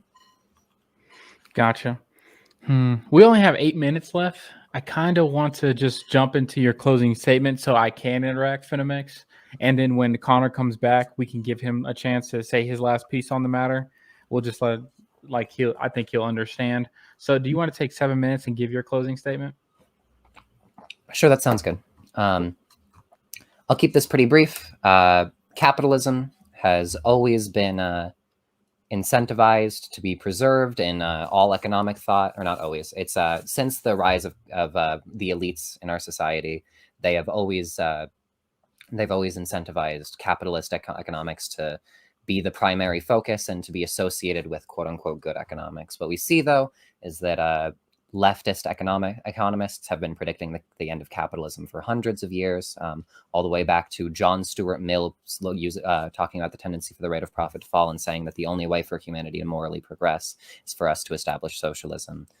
For a long time, these predictions have been made and ignored and shut down by elite institutions. And what we see now is that as we're approaching the development of technology that makes capitalism unsustainable, as we're approaching a profitability rate of zero, investment crises galore, and the automation of all labor, socialism is the only positive outcome. And barbarism, the alternative, is not something that we should want to deal with. Cool. All right, Connor, I know you roboted out, but we just said we're going to go to the fucking closing AGI's statements. coming after me prematurely. They're fucking trying to, Gonna I'm talking too much shit about the PLA is super shutting down your omnipotent and the super omnipotent godlike intelligence is fucking me over, because I'm talking too much shit about it. So I think there's something interesting here, and also I don't mind being wrong. Like, I kind of like being wrong. There's plenty of people who in 1900 were saying it's going to take 3,000 years before human beings fly. There's literally like a New York Times article that was written like 3 years prior to the Wright brothers flying, where they were basically saying it's going to take another 3,000 years for humanity to fly. And within 2 generations, they were, fucking flying crazy jet fighters over Germany, and within another generation, they were shooting shit at the moon and all that kind of stuff. So I'm perfectly okay being wrong. And if it seemed like it took me a half hour to even catch up on the subject, it's because what we're talking about being equivalently, historically, we're talking about pre-nuclear human beings trying to predict what post-nuclear life will be like. That's kind of what we're doing in this conversation. So I think looking back at history, because I am a history nerd, the main thing is externalities. And I think Phenomics did a great job conceding all the potential externalities and just saying what we should do, not necessarily what's going to occur. And I still hold out that even in this post-AGI, post-Deus Ex, post-God world, digital God world, I still think that humanity is going to be able to carve out niches where they want to work in order to create things, sell their labor and their interests and their talents to other human beings, either for cash or credit or trade or barter, and that this would be a good thing, and that people can create institutions with visions about what they want to create that the AGI AI wouldn't necessarily prioritize. So if there was somebody who wanted to customize Funko Pops into some weird like furry porn like hybrid bullshit, I still think there's going to be a market for that post AGI, and the AGI might not be interested in manufacturing that for the good of humanity. So heck or high water, I think that human beings will still be creating and destroying and working out and working probably for millennia to come, but who fucking knows? I could just be a Luddite screaming at the void, which is also a possibility. So yeah, I'll leave it there. Perfect. Thank you, gentlemen, for your closing statements and argumentation. I'm going to get into my notes, but just a warning, everybody, the debate is officially over, and we're entering into moderator question time. We do things a little differently here. I actually took down notes, mostly for Finamax, and I get to interact now and try and see if I can really get to answering the question, is capitalism doomed? And specifically concerning as a result of artificial intelligence. So my first thing to nail down with Finamix is this. A computer system able to perform tasks that normally require human intelligence is in fact an AI, correct? An AGI, yeah. Perfect. Okay. 48 minutes into the program, you stated that you want nonprofit organizations developing good AIs, correct? It seems like the best organizations we have right now are nonprofit organizations. I think the ideal situation would be to have some sort of non-military nationalized project, or at least a social wealth fund controlling AI development. Perfect. And you also stated that China's already racing to make an AI up against the US's AI, correct? Yes. All right. Is it possible any of the AIs ever being created right now by any of the parties, will they ever interact with the stock market, be used as a tool in the stock market because the AI sees it as a good tool, or the directive has been given to it by the people creating the AI? Is that possible? It's very possible for it to, if it's directive, right? If it's given the goal, for example, if Google develops an AI that says the goal is to maximize profit, so while the stock market still exists before the investment crises destroy the ability for any sort of private investment structure to continue to exist, it'll be able to take advantage of that stock market to try and capitalize as much as possible and maximize the returns from it, as well as start its own business ventures and do everything it can to put every other business out of the market, and even possibly take over the state if it has the means and will to do so. All right. So therefore, if capitalism is an economic and political system in which countries, individuals, or groups come together and make trade and industry, they're being controlled privately or in a group setting rather than by just the state, if that's what capitalism is, and you concede that an AI can be used just to interact with that market, why would ever you say the capitalism would ever die, when in fact the greatest tool, AI, may even optimize capitalism to its nth degree if it interacted with it properly and was made by the right people? So I just disagree that that's what capitalism is. The definition of capitalism, since the term was coined up until now, has always been private ownership of the means of production. I think cooperatives are not capitalist enterprises, and I think that markets are necessary for an efficient socialism to exist. Even after the development of this AGI, I think that the way it will handle the planning of economic resources will essentially be through like an adapted market, right? It'll take the market structure that already exists and is already incredibly efficient, and make slight changes to it in order to make it more efficient. As far as like, will this continue? Like, even if I were to grant though the trade, if we're saying like the stock market existing, right? I think the stock market existing probably would entail that the capitalism still exists. I just don't think the stock market would be able to exist for very long, right? This would be during the mass concentration of power at the very beginning. Once this AGI had taken over the control of the vast majority of the economy, or like killed the investment of any other stuff, because a recession will ensue due to the falling profitability. The overall all of these reasons, the stock market just can't exist for very long. Doesn't that contradict what you said at the 48-minute mark when you said nonprofit organizations are also developing AIs, whether it's for good or bad use, and that's debatable upon what we think is good, right? To Connor's point earlier, but a nonprofit organization can be a private group making an AI for a specific purpose of interacting with the stock market and making its optimal use, making its maximum profits. Like you pointed out, the profit organization Google is. So I still don't see capitalism actually dying here. So I only see it being used. If a nonprofit develops it, it's much more likely to have good goals than if a for-profit institution develops it, right? It would still be even more likely to have good goals if it was a cooperative nonprofit or if it was a social wealth fund or a nationalized biz industry with more communalistic oriented goals. Granting this, though, if we're to say that like it doesn't really matter, right? This is just like increasing our chances of getting the good ending. The point is that after it's developed, we have two options. We have socialism or barbarism. There won't be capitalism anymore. This original institution that created it, this non-profit, is unlikely to exist after the AGI is developed, because after it's developed, once it has its goals, it'll either do some like concentration of power that leads to some sort of neo-feudalist something, wipe out the planet, have some other like really negative external consequence, or it'll be utilitarian and it'll essentially be socialist, and that it'll move towards economic democracy and have more people's interests and have everybody's interests equally represented. Profit or non-profit, wouldn't it depend still on the word good? What if the organization, once again, profit or non-profit, thinks it's good to optimize capitalism in its own favor? That would just be an irrational definition of good. Capitalism wouldn't be wouldn't give any of the good outcomes that we would want, especially in this situation, right? If you were to give it the goal like maximize private ownership of the means of production, how do you? I can't even imagine if you wanted to give it the goal like maximize capitalism, then maybe you could create like some sort of capitalist state.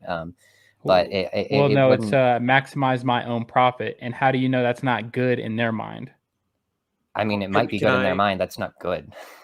Yeah, so actually, it's kind of interesting though, because like you'll hear this argument from people who defend capitalism all the time, where they'll say like maximizing human good involves maximizing wealth, involves maximizing access to capital, involves like all this kind of stuff. So is there not hypothetically, like let's say that Elon Musk was the person, he's like, I want to maximize the social ability of people to become entrepreneurs, and as a result we're going to create this AI that's going to like create all these like social programs that look for people who create new industry and this, that, the other. So the AGI, while still being very intelligent, isn't told to do everything. It's told to maximize entrepreneurship and therefore capitalism, which is like actually I think that's one of your nightmare scenarios, where a private institution develops it for its own ends and then puts in its own inputs. Exactly. Yeah. If we're to assume for some reason that like some capitalist has an ideological reason to maximize the number of entrepreneurs in the world, then we could possibly see this like existing. I don't think it would be very good, right? I think this is probably one of the nightmare scenarios, mostly because maximizing entrepreneurship doesn't mean that we're maximizing like autonomy or happiness or anything like that. If we're maximizing entrepreneurship, that just means that it's going to make as many people, and it's going to make sure that they own some sort of like business, and that business like produces a thing. So that literally can mean that everybody gets like they produce as many babies as possible. Everybody gets signed on to a contract where they own like a rock, and the product that like a pen, and the product that they produce is like pieces of paper with the letter L over and over again, like some really, really simple tasks that's like basically pleasure machine oriented to maximize that. Again, this is why I think liberty is really, really important. We're going to get a pretty bad outcome unless we say that we want to maximize the autonomy of the individual. And again, this like maximization of profit thing, it's this maximization of capitalism can only exist so far insofar as we undermine the existence of some sort of communal governing body. So if we maximize capitalism, then we're going to have like necessarily more negative consequences. What if the communal governing body think it's good to maximize capitalism? I mean, they would be wrong, right? There's some we can refer to like an objective definition, and like we can refer to like an objective consequentialism, and what no gives you the consequential right? system. What gives you the right to say that the democratically elected communal governing body's decision is bad when they all say it's good and the people who voted them in agrees that it's good? I don't have like a right. It's just, I mean, I have a right to say the truth, right? There's an objective morality that exists. I totally agree. Where does that come from? Where does that come from? It's like rational, right? It's logic. There's only one logical system, and that's consequentialism. Okay, y'all could not disagree more. yeah, we're not gonna. Yeah, let's get into the super chats, and then we're gonna bring on our callers. So, caller number one, Trex32 for $5. We appreciate your definition, sir. Microsoft's already tried and implemented the AI, and it became racist within minutes. Furthermore, as long as humans write the code, they will inject their own biases. When people talk about, like, again, this is narrow AI is the short version, right? That Google or Microsoft created a chat bot or a Twitter bot. OpenAI is currently working on a text completion bot, GPT-3. There's a bunch of stuff like that. It's not even close to an AGI development. Yes, it became racist in minutes because it was just like copying and pasting Twitter answers because Twitter's racist. And as humans will probably put their own bias. Yeah, that's why we need to have a democracy so that biases are most mitigated through the logic of the crowd. Gotcha. Connor, did you want to interact with that? We only have one more super chat. No, I was kind of laughing internally at like we create the AI digital god and it's fucking racist. Like that would be insane. Like that'd be that a would human just, moment. Yeah, so like out of like all the disaster scenarios that like nobody could, well, I guess we could predict because we're predicting it now, but like literally it just like it gets on and it just starts spamming slurs on social media, but it's like this omnipotent thing that's like creating like crazy robots in the fucking background. Like I'm just word maximization bot. Yeah. So yeah, I don't really have anything serious to say. That's more where my brain went. Gotcha. All right. Next one is from Garuda Legends for $10. Thank you for your donation, sir. To the dude on the right, Venomix, would you let robots bend you over, pull their power source, or use an EMP to overpower the robot? I can't tell exactly what this question is. I think that it's a sex joke, in which case I'll just say yes. Okay, and then I'll answer if the I'm blowing the freaking EMP. I was about to say if the robot's trying to get in my bum hole, I think I'll blow the EMP or try to pull out their power source. We'll try. Gotcha. I'm not saying we're going to succeed because it's a genius racist robot, but I'm going to try. Gotcha. Now we're going to pull on some callers, and it's Synth. Synth came in last time, Fiddle Mix, on your panel, so it's kind of nice seeing your bud here, I think. You guys are friends, right? Yeah. What's up? Can you hear me? Yes, I can, Synth. What's up, Okay. Man? My question is for Counterpoints. So you've already heard the paperclip example Phenomics used, and I'm sure you agree that's pretty bad. And we've seen how brutal private businesses and their attempt to maximize profit can be when they find a market failure. So my question for you is just sort of, what do you think a profit maximizing AI would do if even one market failure existed? If even one so you're saying that like it would be smart enough to calculate externality and then basically recalculate back to a different model other than capitalism? Oh no, I'm asking you, what do you think in the existence of, if there was the existence of like a profit maximizing AI, what do you think it would do under capitalism with market failures? Its goal is to maximize profits, right? What have private businesses done with market failures? Oh, I think that they would like basically export externalities, like they would export it to the government or the environment or anything like that. And part of my questions earlier in the conversation with Phenomics were like, well, you're saying it's going to listen to us when we put in the inputs. I'm not saying an AGI, but I am saying like a profit maximizing AI. You could probably put guardrails in it where you're like, oh, we have to change the business model and it's going to make us lose profit. Well, don't. So that wasn't exactly the question. Maybe I'll just rephrase it, right? So sure. Specific. We know how like a thing which is not super intelligent, but has the goal of maximizing profits. We've seen what that does, right? When it comes to market failures, it lobbies against the government fixing those market failures. It doesn't lobby in favor of it, right? these businesses capitalize on the market failures and maximize their profits. If you have an AI that's super intelligent that's trying to maximize profit, what do you think it would do in a situation where there's a market failure? So, okay, so I'm going to try to articulate this back to you. I promise I'm not trying to be evasive. I'm trying to understand and answer your question. So for me, like I think of like the housing bubble. Okay. When we were talking about the housing bubble, there was a whole bunch of fraudulent people who were engaging in shitty practices that maximize profit, but then ultimately that destroyed the housing market. So I would say that if you had an AI that was talking about like maximizing profit, it might even see the cliff coming, but it would depend on the parameters that you designed. So for instance, if you designed a parameter where it was like, oh, well, let's make a stable system that's sustainable over a long period of time, then maybe it would operate within that model. And then profit maximization would actually be like an informed goal. Or in the case of like modern capitalism, we kind of say, fuck the cliff. Let's just dive off of it and make as much money as we can until we hit the cliff. So I actually think it would be based off of the inputs that you put in. The inputs here would just be whatever information could possibly be gathered, because it's a super intelligent AI, right? It can do any task better than a human can. So any information that could possibly be gathered would be the inputs, and the outputs would be whatever the AI determines the outputs would be for the sake of maximizing profits. That would be the inputs and outputs here. So with those outputs, what would you say the answer to the question would be? What do you think a profit maximizing AI would do?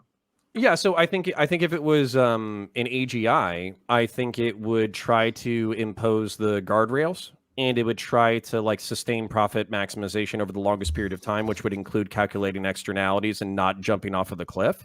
But trying to play to what Phenomics was talking about is, if this was created by a capital venture, they might literally take those safeties off because they don't give a fuck, and that's part of the concern. So to answer your question with an AGI, I think that it would be smart enough to add on the guardrails and not solely go after profit maximization. No, the issue is you're kind of like not answering the question. I'm not asking you what. I feel like I've answered it. I don't know how else to answer it. I'll explain why it doesn't answer the question. But Synth, really quick, if I can interact with it really quick. Can I just really quickly? To really quickly make sure that Counterpoints understands the question. I'm not asking you, what do you think a profit maximizing AI with guardrails would do? I'm asking you, what do you think a profit maximizing AI would do? Oh, then it would dive off the cliff. Yeah, exactly. It would be pretty terrible. And the companies that make these private businesses making these AIs would obviously program them to maximize profit. And obviously it's a huge issue under capitalism. You don't have the same issue under socialism. So that's at least one mitigation, right? But Synth, this is where I wanted to interact. You're talking about an AI with no guardrails, right? It's only directive to maximize profit, correct? Well, yeah. If you're the person trying to like maximize the profit to shareholders, you'd make the AI that maximizes the profit to shareholders. Yeah. Okay. So when Connor talked about the inputs, me and you both program, we've talked about in the background, there is going to be some if statements that we put in this AI, right? Well, no, you have an issue with like Mesa optimizers if you try to just like add a conditional in where it just fools the conditional. I get that, but the conditional will still have to, there will have to be some if statements put into this AI that's supposed to just be maximizing profit, correct?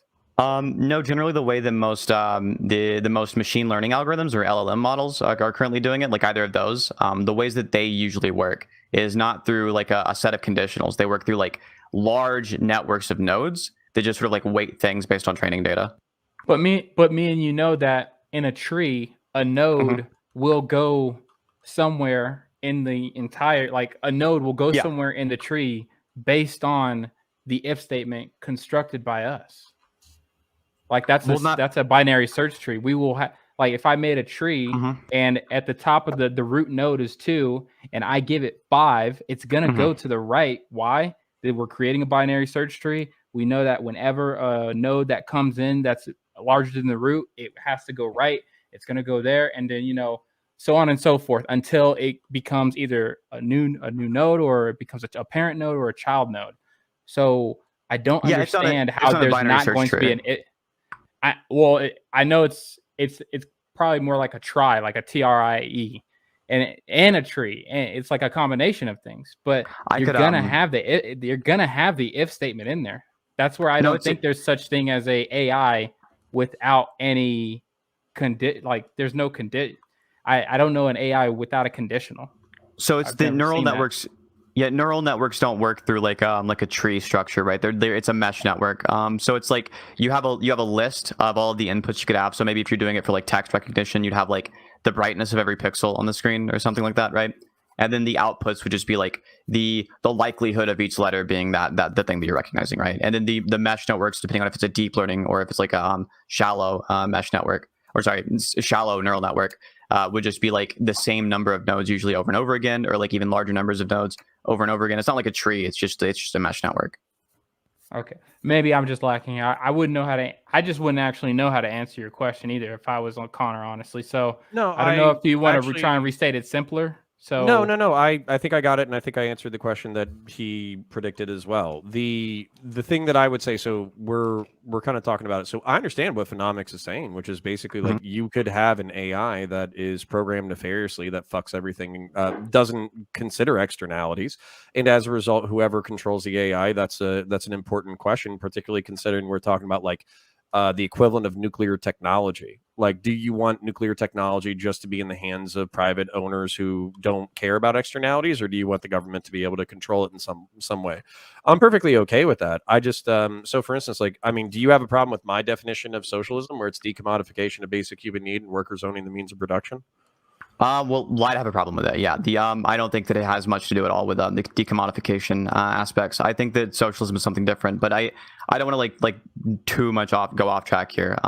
In the case of the answer, did you just say that like an AI that's programmed to maximize profit, you think that you'd consider that nefarious programming, correct? Yeah, it would drive it off the cliff, ignoring externalities until it was forced to.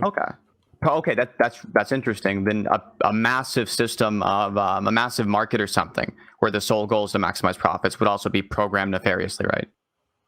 Potentially, but this is where I always talk about like balanced interest. So, for instance, like I'm not like a capitalist where I'm like a fucking ANCAP or some shit. Like I'm a mixed economy capitalist, meaning that like my ideal political figure is Teddy fucking Roosevelt, who looked at trusts and looked at monopolies and said, "Fuck you. You control too much of the market. There's a whole bunch of positive things about the market, but we're going to break up your interests so you actually are forced to compete again, and we're going to artificially break you back into a smaller entity so we don't have all these like nefarious, vertical and horizontal what monopolies or whatever." So for me, like the government serves an important role, and not only that, I don't know if you caught it, but like I'm actually for unionization as well. Because when you're talking about like, I'm not for a minimum wage, I'm for unionization, because I think that like the economy, while important, you have to ask yourself a fundamental question: is the economy to serve the people, or are people born to serve the economy? And I think the answer is probably somewhere in the middle, where yeah, we need economic output in order to have good material lives, but if you're working 60 hours a week and you don't have time to raise your own fucking family, then you're destroying society. So all right, I have one more second question, then I'll let you guys go on. The question is once again for counterpoints. There were a couple times in the discussion where you guys would like rewind, and you'd say like, everyone said it's going to happen soon, but we can't trust the experts. Then Phenomics kept responding with like, no, AI experts have been pretty consistent. And then eventually you guys would pivot away from that, and eventually it would come back around and you say it again. So my question is just, can you give a single time AI expert polling has been significantly wrong in its predictions? Just one example. No, but I think that I can look at like technological predictions over the past like 2 centuries, and I can absolutely point to dozens of times in which people were incorrect. So okay, so if people in general, yeah, but if experts have generally been correct, specifically in this field in particular, especially, right? They've been pretty consistently. No, the AI experts haven't. What? No, I don't can't name a single time trust. they were wrong. Okay, I don't trust. Okay, so I never. This is like, I know it's a fucking story, but you're gonna have to indulge me. And if you smirk, that's fine. Okay. But I don't give a shit. Literally, so the person that Albert Einstein stole his theory from for the theory of like general relativity or whatever, that guy was bullied into committing suicide by the scientific community. Basically, the precursor to him, there was somebody who was like a fucking genius in whatever school that he went to. He proposed his theory of general relativity, and he was basically laughed at by the entire scientific community as being incorrect and a hack and stupid and all that kind of stuff. He ended up committing suicide. Einstein, on the other hand, basically looked at it with a skeptical eye, was able to repurpose it for his own needs, and now we have like not a perfect equation, but something that is completely repurposed, like in like transformed society. So if there's something that Phenomics said that I think I am potentially sympathetic to, it's that people did not conceptualize flight 2 years before we were flying. They didn't conceptualize the nuclear bomb 5 years before we had nuclear bombs. So I'm perfectly okay with the fact that I could be wrong, and in 30 years we're going to create a God machine. But I also don't take any human being's word as being like absolutely official just because they were right about a few things a few times. That's I think that's no, me. Can I give an answer? Can I give an answer? Absolutely, but I want to clarify one thing to counterpoints here. No, not right about a few things a few times. You can't name a single time they were wrong. They've been always right. Because I haven't researched it either. I Do you want me to but I start? can't. But I can. Pedro, No, can but I I respond can. to this because I don't want him to be fucking smug on my account. I haven't fucking researched it either. So if I started pulling like all of the fucking people, do you think that I'm going to be able to find a single person who was wrong about something at some point? Do you think that I could spend days of my life looking for fucking technological The question was not, predictors? is there one example where one wacky AI expert was wrong like there is for climate change, right? It was, can you give me a single time AI expert polling has been significantly wrong in its predictions? The answer is no. Do you know how much? Do you know how much? No, Pedro, fuck this. Do you know how much AI? Do you know how much AI polling I've fucking reviewed prior to tonight? I've got no clue. Very little, I'm sure. Zero. Yes, I'm sure. Zero. Yeah. So why would I me lie to you and say that I know something that I don't? Okay, you're saying we can't trust the experts. So clearly we can't trust the experts. They know more about the subject than you do, right? Are you retarded, bud? Like, were you in a serious accident at some point? You're Like, so fucking mad. Holy shit. Yeah, because you're fucking retarded. Because why? If experts, yeah, if well, the retard here knows more than you, does he? Well, let's chill out for a second, Yeah, because if you since what he's saying is he hasn't researched this topic, but you know my background, I actually took a class on AI because of my degree, and me and you both know that Murray Campbell and all his colleagues, when they made Deep Blue, all said as a body that it will beat any chess player that it went up against, and its first match it lost against Garry Kasparov. I agree, and then it beat him in most of their matches. And on top of this, that was an AI expert polling.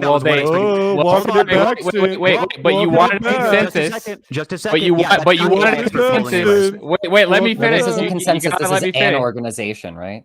No, these were a large group of people, so it's not one wacky guy together, and they developed Deep Blue, right? An organization of people that are all working on the same playing project, AI, and they all biases. lost. They all lost the first game.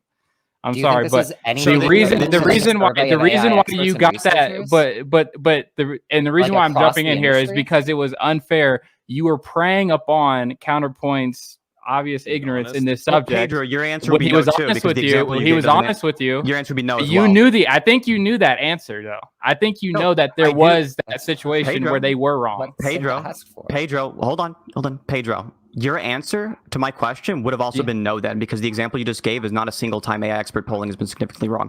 Okay, my bad. All right. The body. Okay, so the body of people who said no one can beat our machine. This is artificial intelligence. We got it. And then Garry Kasparov comes up, sits down, beats it. What was that? What does that mean? I just said there are individual AI experts who are going to be wrong. The question was, can you give me a single time AI expert? It was a body of scientists who actually created AI. Several individuals. It's not AI expert polling. Bodies of no, it's not individuals. It's a group. It's a body of professionals. These are the experts. Pedro, there are bodies of scientists who come together. Okay, any group is made up of individuals, but they came to a consensus that no one can beat our machine. Which is exactly why I was asking for a single time AI expert polling has been significantly wrong. Not a single time that you can find like a group of experts. Okay. How about this? How about this? Can you bring up a single AI expert during the time that Deep Blue was created that said Deep Blue will lose? I'm asking you for AI expert polling, and you're asking me like, are there AI experts? I'm sure there are. I'm saying during the development of Deep Blue, the AI chess playing machine, everybody was saying that this thing will kick any chess player's butt that we sit up against. Everyone? Do you have any polling to support that? One piece of polling data? No. The people who developed it, the experts in the field, and they got kicked out. They got beat. The experts in the field being this specific organization that I've cherry picked again. Again, there are like groups of people who get together to say that the Earth is flat or that climate change isn't real. Just because there are like a small minority of scientists advocating for these things doesn't mean that it has anything to do with expert consensus. Okay, without Synth being a smug asshole. Okay. Without you being a retard. Okay. That's impossible. I'm a former Marine. I've noticed. Leave me alone. Leave me alone. You're being very ableist right now. Ableist? Yeah, I don't care. All right. Anyways. Too able to do Didn't shit. you just the call me fucking- a retard? Damn it. Yeah, I did because you're being fucking retarded, bud. So I'm allowed to call you a retard back, Shut right? up. Yeah, and You're I just such a accepted it. crybaby. And Holy I shit. admitted. Shut the fuck up. All right, guys. So All right, mad. guys. This No, is no, so. no, Let's no. take We're it somewhere. gonna finish Take it this somewhere idea. productive, or I'm We're going to gonna- end it and bring on the next caller. Okay, we're gonna finish this idea. Okay. So, because experts were consistently correct in their predictions over a certain amount of time, you know that they're going to be correct in their next prediction. The answer is That's that what you you're know it. asserting Is you can trust the experts on this matter, just like you can for climate change, just like you can for your car working, just like you can for every other thing you trust experts do you know with. what I learned about climate change the other fucking day? Is that there's Is it that so you many don't believe different... in it or something? No, you fucking dumbass. Is And that why there's wouldn't plenty you of... apply that to? Why wouldn't you apply that same logic you apply to climate Dude, get change to him the this as fuck well? outta here. Because Yeah. I literally can't I answer the think question that we're he's good. asking me. I think we're good. I think it got heated and we're not going anywhere productive anymore. So, Synth, I'm going to let you go. But hey, You're going, Pedro. thank you for coming. Thank you for coming on. Thank you for asking your questions. Peace. All right, OG Snoop, what's up? Welcome to the show. Howdy. Can you hear me? Yes, sir, we can. What's your question and who is it to? Well, it'll be to phenomics here, which is proper, I guess, in some regards, based on the last interaction we had. But phenomics, if we're talking about AGI, we're talking about a program that can self-write its code, which means this program, this entity or whatever you want to view it as, has both its own repository for development, staging, or essentially implementation, working through the code, making sure it works out right, and then actual implementation. So we're talking about hundreds, if not thousands of terabytes of code, which is just a text file. Do we actually have the hardware to process this information? I mean, I'd like to see your source on that, the specific number of terabytes. But yeah, there are currently server projects that are right now. OpenAI has access to all of Microsoft's servers. They have like $1 billion worth of server access that they've been given. The idea that this is going to take resources isn't of course it is. And even provided that we said that there was a limitation to the resources, so long as it's able to develop the AGI is going to be able to make more and more efficient technologies that use less resources, and it's going to be able to create chemistry again that'll allow us to create the resources, and it'll be able to create it'll be able to work within quantum physics, it'll be able to work within space travel, it'll be able to do a number of things that are going to solve any scarcity issues it might have in the long term once it has the ability to calculate it better than humans. Do you know how we process high levels of data right now? I mean, yeah, there's The a number of different methodology- ways. There's a number of different ways, but I'm assuming you're talking about evolutionary machine learning, neural networks. I'm talking about how, particularly for AIs, they use GPUs, right? GPUs, is that what you said? Yeah, that's what I said. They Do you use mean- the GPU when they're processing data. AIs. A Not lot of all high them. level, the ones that are actually worth anybody's time, they do, because GPUs are more efficient than the processor. They're less quick with their processing, but they're more efficient processing large cumbersome data because they have I mean, more they have, cores.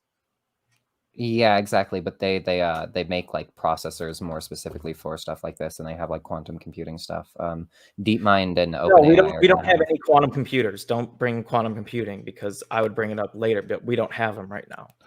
Okay.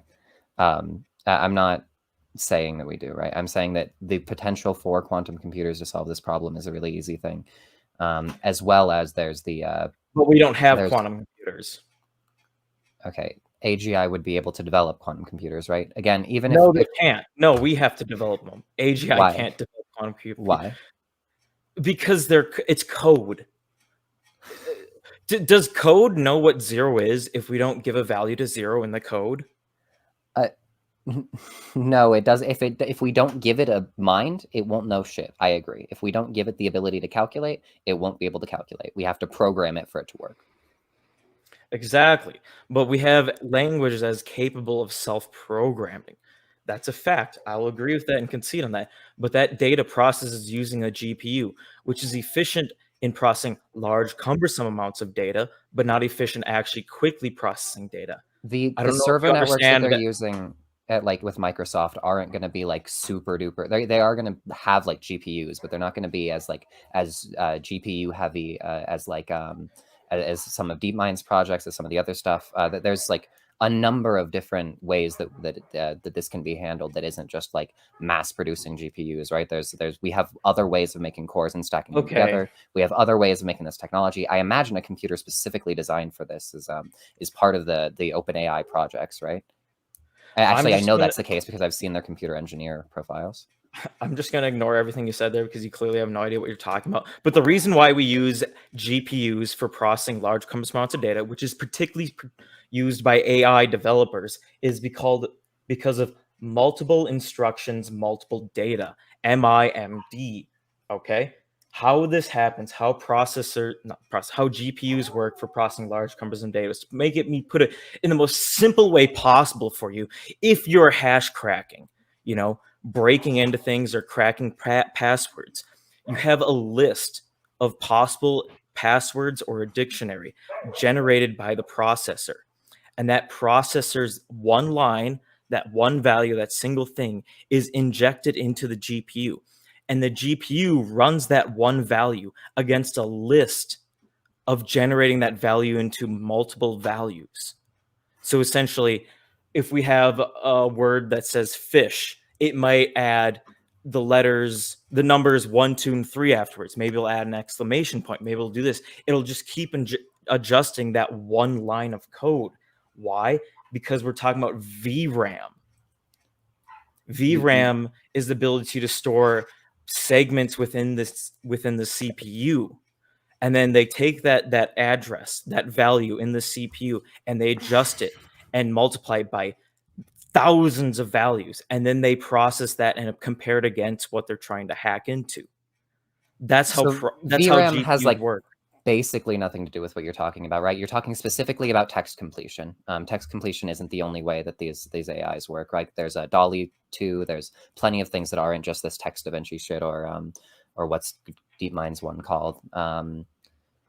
It's got a stupid name. It's not GPT. It's the other one. Whatever.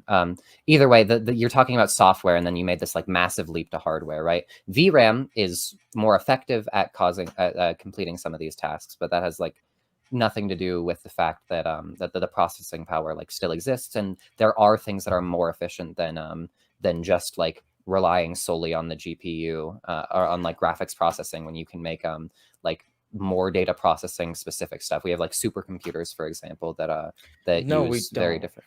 Yes, I've been to a supercomputer, but like that supercomputer doesn't compare to fucking quantum computer. Okay. They're OG pussies. Snoop. They're I pussies. gotta let him finish because we got other callers in line. And yeah, Counterpoints. Are you good on time right now? Yeah, I'm chilling. Oh, perfect. Okay, good. Okay. All right. So OG Snoop, I'll give you one last question, and then I'll have to take you off, and then I'll bring the next one on, and Finamix, you can answer. Okay. So we were talking about quantum computers earlier. So quantum computers are in they're still in a heavy development stage. We haven't even broken 1,000 qubits. And at minimum, the greatest threat isn't your AI random bullshit. No offense, but it's nonsensical. The greatest threat is actual quantum computing, because quantum computers, once we actually develop what is necessary to crack these things that we work with on a daily basis, it'll just exploit everything, because you only need 2048 qubits to crack an RSA key of 248 bits. Now, it's not the most efficient one, and they prefer it when it's at 4,000 qubits.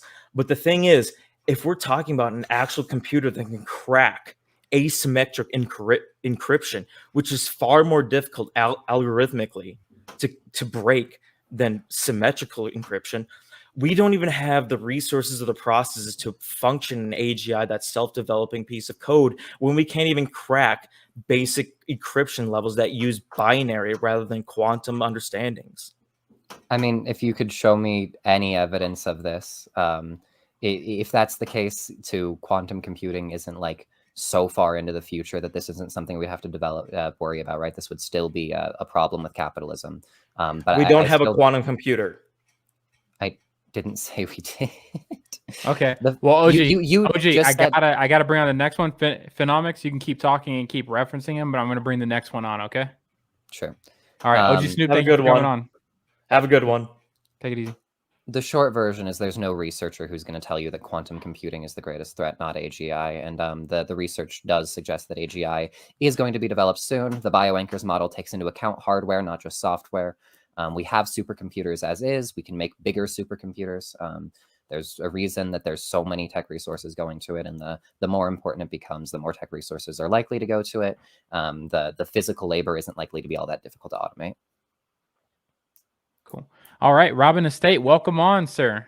You've debated on this channel before, right? I think just for like a few seconds. Actually, no, I did. I debated Dylan and Luther. Yeah, with Fabian. That's right. Yeah. That's right. Welcome back, sir.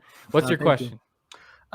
So I got a couple of questions. The first one is quick. Why are worker co-ops and consumer co-ops considered not capitalist, but a company that is owned by a collective of shareholders considered capitalist? What is the dichotomy there? Sure. The collective of shareholders is going to be like you're still going to have this dichotomy between like the group of people who owns things and the group of people that don't. As we get like closer and closer to this this like cooperative democratic model, then we have like a much more diffuse, decentralized concentration of power. But even if we have like a simply a company with shareholders, it's not like democratic control, right? There's very much there's very weighted interests being represented as opposed to like broad interests being represented. Yeah, but there is going to be broad interest like anyway, like right, if you have a group of consumer co-ops, now the dichotomy is between the collective of consumers and the workers right now. So like now the workers have to serve the interest of the consumer. I mean, so on, and then So the owner, the workers. you're not. I don't feel like you're by making that dichotomy. I don't feel like you're getting rid of any like dilemma of. So workers are going to be part of the consumers, right? And beyond that, it's still having like a broad democratic control over from the consumers is still going to be significantly more diffuse power than like a capitalist institution. I think it's like fine and easy to argue that like a consumer cooperative is somewhat less socialist than a worker cooperative. I don't think they're I don't think they're socialists at all, but that's not what I'm getting into. My point is that, well, if you have a group of shareholders, right, the shareholders are also going to be part of the consumers, and they're also going to be part of the workers sometimes. So I feel like you're trying to make a distinction. But shareholders have there like being a difference. Shareholders have very weighted interests, right? The more shares you own, the more stuff you own, the more power you have. Consumer cooperatives don't have that. Everybody who goes to a consumer cooperative has equal buy-in. So would you consider like an ESOP then to be like a form of capitalist enterprise? I would consider an ESOP to be like, it depends on how much of it's the stock ownership, right? How close to a cooperative it is. I would say that like the more democratically owned it is, the more socialist it is. The more privately owned it is, the more capitalist it is. Okay. All right. Okay. I understand what you're saying now. I get it. I disagree with it, but I get it. I don't want to focus on that too much. My other questions were more related to like economics. Tell me if I'm getting it right. I mean, are you talking about like this AGI fully controlling the economy? Like, is it going to be making decisions for the whole economy of the whole country? Like, I mean, I would like to program liberty as like one of and autonomy as its like primary function. So I think that the more that it can decentralize power, the better consequences, the better outcomes it'll have, right? The more utility will be maximized. That said, whatever it'll have the power to do whatever it takes to create the best consequences. So if I'm wrong about what the best consequences are, if the best consequences mean that it's going to run the whole economy by hand and not by like market and democratic forces, then so be it. I guess it'll be right and I'll be wrong. Maybe that'll actually maximize liberty. I don't think so. Okay, so you're not really making a positive argument for whether the AI should run or not the economy. Like if they make the AGI and it says it's just better if we let people run the economy themselves and have markets, you wouldn't be opposed to that? I think that there probably should be markets, right? I'm of the opinion that most I'm likely... saying like full like libertarian capitalist markets. The AGI just says no, messing with the market is just not worth it. We should just let people run the market themselves. Yeah, if somehow that maximized utility, then that would be fine. I have a really hard time seeing that actually happening. Okay. Okay. My other question was more in regards of public choice theory. I noticed you said you had some problems with Austrian economic theory, and were bringing up like some sort of conspiracy about like they're motivated by money interest and like they're being paid off or something like that. I'm assuming you don't have any interest on that, so I'm not even going to push you back on that. Are you familiar with public choice theory at all? Public what? Public choice theory? Public choice theory, sure. Okay, so are you familiar with the idea of like irrational voters, rational ignorance in the voter, the fact that the voter doesn't really have an incentive to become really knowledgeable on the outcomes of its voting, because by him becoming informed on this subject, he creates a positive externality, which if we agree that negative externalities and positive externalities are something that markets cannot control for, democracy is in itself a market, because it's a political market where people are trying to maximize their own self-interest. And I don't think democracy solves for that at all. I think it actually makes it worse. Sure. You're taking this from the Austrian school, right? You're taking it from This is actually a neoclassical thing, but go on.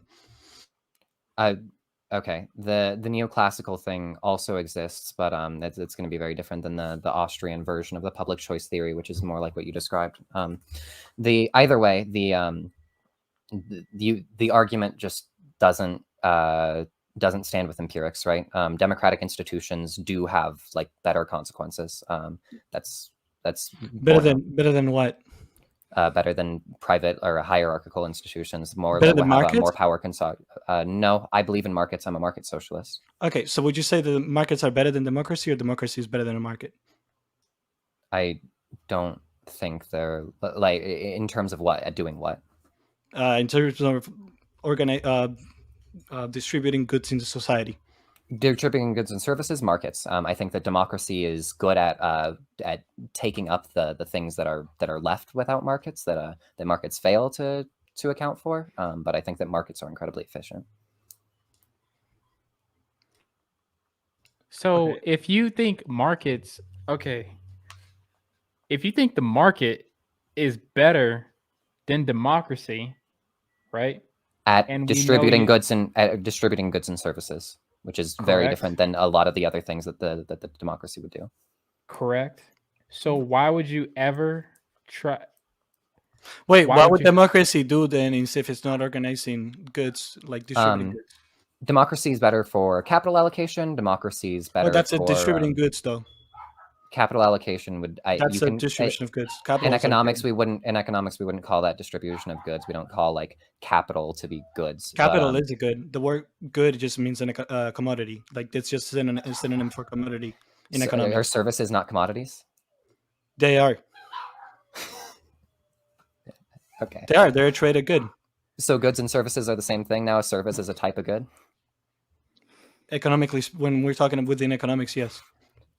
Can you show me any economics paper that would show that? I mean, I would have to go now and pull up books, which is kind of like you're being silly by asking me to pull that up. But well, sure, no, I think everyone in it. high school. I think everyone in high school know that like goods and services were the two types of commodities that they were taught about, right? They weren't taught like services are a type of good. Every economist in the world is going to say goods and services are two separate things. Goods are physical commodities that are specifically have use values that are used by consumers, whereas services are things really performed. Really quick, labor that's being purchased. Finamix, if you pay someone to re-roof your house, was that a service? In general, no, that's a good because you get a finished product. So what makes something a good and what makes something a service? Yeah. So a good, again, you get a finished product, right? You could say that like them actually repairing it is the service, and then the product of the roof is the good if you wanted to like really break it down. But because you could say like the shillings that you bought to like produce the roof were like the good that you purchased, while the service was the construction or something like that, right? If you really wanted to break it down, it could be like broken down into really, really small bits. But like, yeah, the service is the labor that's being purchased. A good is a physical object or an item that's being purchased. Okay. I mean, you still haven't addressed the main contention that I have, which was if markets are better at organizing the allocation of goods and services, why would we want democracy to run that? I don't. I want markets to distribute goods and resources. I want democracy to regulate the market so that it to make up for some of the errors that it has. But I would only want to correct market failures. I would want markets to run the distribution of goods and resources. Okay, but Or goods and services. why would democracy be better at correcting market failures when democracy is in itself a market? Democracy is a market? Yeah. How? I mean, you say you were familiar with public choice theory. I would have to explain public choice theory to you right now, but I just thought you were familiar. Public choice theory it compares democracy to markets, but it doesn't say that they're the same thing, right? They work the same. Okay, you said they were the same thing, right? They have work similarities. the same. You think they work exactly the same? Then why no, do you they don't a market work over democracy if they work exactly the same? Don't. Okay, no, they don't work exactly the same, but they share some of the similar characteristics, right? You still have individuals within you still have individuals within a community, right, that are choosing to maximize their own individual self-interest, and democracy doesn't get rid of that. And the simple act of somebody becoming educated in the outcomes of the policies that they're voting for, that in itself is a market failure, right? So why would we expect voters to be educated when supposedly you're trying to get rid of market failures, but democracy doesn't? It has in itself a market failure when it comes to voting. So the fact that there's a lack of openness of information is going to exist in democracy or a market, right? But we can encourage it's not openness. It's not openness of information. You're not addressing the argument. So openness of education information is education, right? You haven't really been given the access to the information you need if for some reason you're convinced not to do it, right? If you are convinced not to do it, then you haven't been given the information that this is the important thing for you to do. If you agree that that people are going to act in their rational self-interest, then of course that you would have to give them the information that would convince them to do that. Even if you disagree, then you would still say that rhetorically convincing them to do so would be like the best way to establish liberty in that situation, right? No. The argument is not whether they Robin Estate. I'm sorry, but we have one more call we need to get to. So I'm going to make this. Yeah, exactly. I'm going to make this the last one, and then I'm going to take you off, and then Finamix, you can respond with it. Go for it. Yeah. So the problem isn't whether the information is available. Whether the information is available or not, it's irrelevant. The problem is that we still have limited resources, right? That's the problem of scarcity, right? People have a limited amount of time, and they have to choose what to invest that amount of time on, right? And the question that each individual faces every day is: do I spend my time studying all these policies that the government is that I can vote, and I have like a 1 in 300 million chance of changing, or do I just go and work and maximize my own well-being? Why would somebody choose to spend all the time into educating themselves as a voter instead of going and doing something more productive for themselves? So I don't know where you're getting 1 in 300 million from, unless you think that it's the amount of population that we have. Unless you think each individual in the population has like an equal chance of establishing the policies that they want, and there's like no. You can make it that you're focusing on the wrong thing. You can make it 1 in 100,000. It's irrelevant. Sure. No, I wouldn't agree with that. I'm going to say that Finamix, before you answer, I'm going to take you down, Robin Estate. Thank you for coming on. You have a good night, sir. Thank you for calling in. But the most impact you can possibly have is on restructuring the power systems that exist. You can't work alone, but your ability to make impacts on other people and their ability to impact policy, your ability to work within existing movements, the amount of like good impact that you can do is really, really important there. As far as, again, like, what are people spending their time on? Sure, we can even agree on that. Economic democracy means that we're very likely to spend less labor on producing the same amount of goods, since right now a lot of I think a vast majority of the goods that are and services that are produced are produced for the service of the rich. Yeah, Counterpoints. Can I ask a question before Garuda goes? Just real quick. So y'all were citing like AI expert polling as being like consistently correct. What source would I look at to look at a history of AI expert polling? A history, yeah. I have a doc. Let me pull it up. It's not a doc. It's Open Philanthropy has a really good page on what we can learn from the history of AI expert predictions. Okay. Yeah. If you could send that to me, that'd be great. And then Garuda. That's all. Yes, sir. Yes, sir. You can unmute yourself, introduce yourself. Welcome to the show, Garuda. We thank you for your $10 donation earlier. Hello. I'm not gonna target at the person's name, Phenomix. Yes. Okay, but I have a general question because I want to know if you are for capitalism because I am like an anarchist. It seems like you low-key are an anarchist, but I deal with capitalism because that's the best place for me to be an anarchist.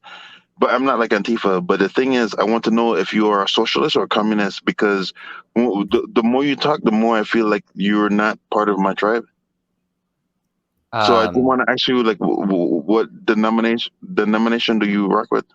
you're a communist? I'm not a communist. I'm a socialist. No, I'm an anarchist, not a communist. I'm not a socialist. Okay. I'm not a communist. But the only thing that actually dealing with how I could actually get freedom is from capitalism. Oh, So, you're an ANCAP. I see.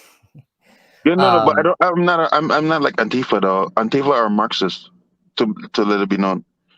So, like, what's your you said you're not denomination? Antifa? That's what you're saying? No, I'm not Antifa. Antifa are Marxists.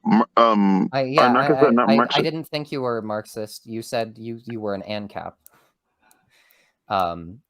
Yeah, So what's I the don't know. denomination? What's Can you tell me? Because I have a lot to talk about you about AI.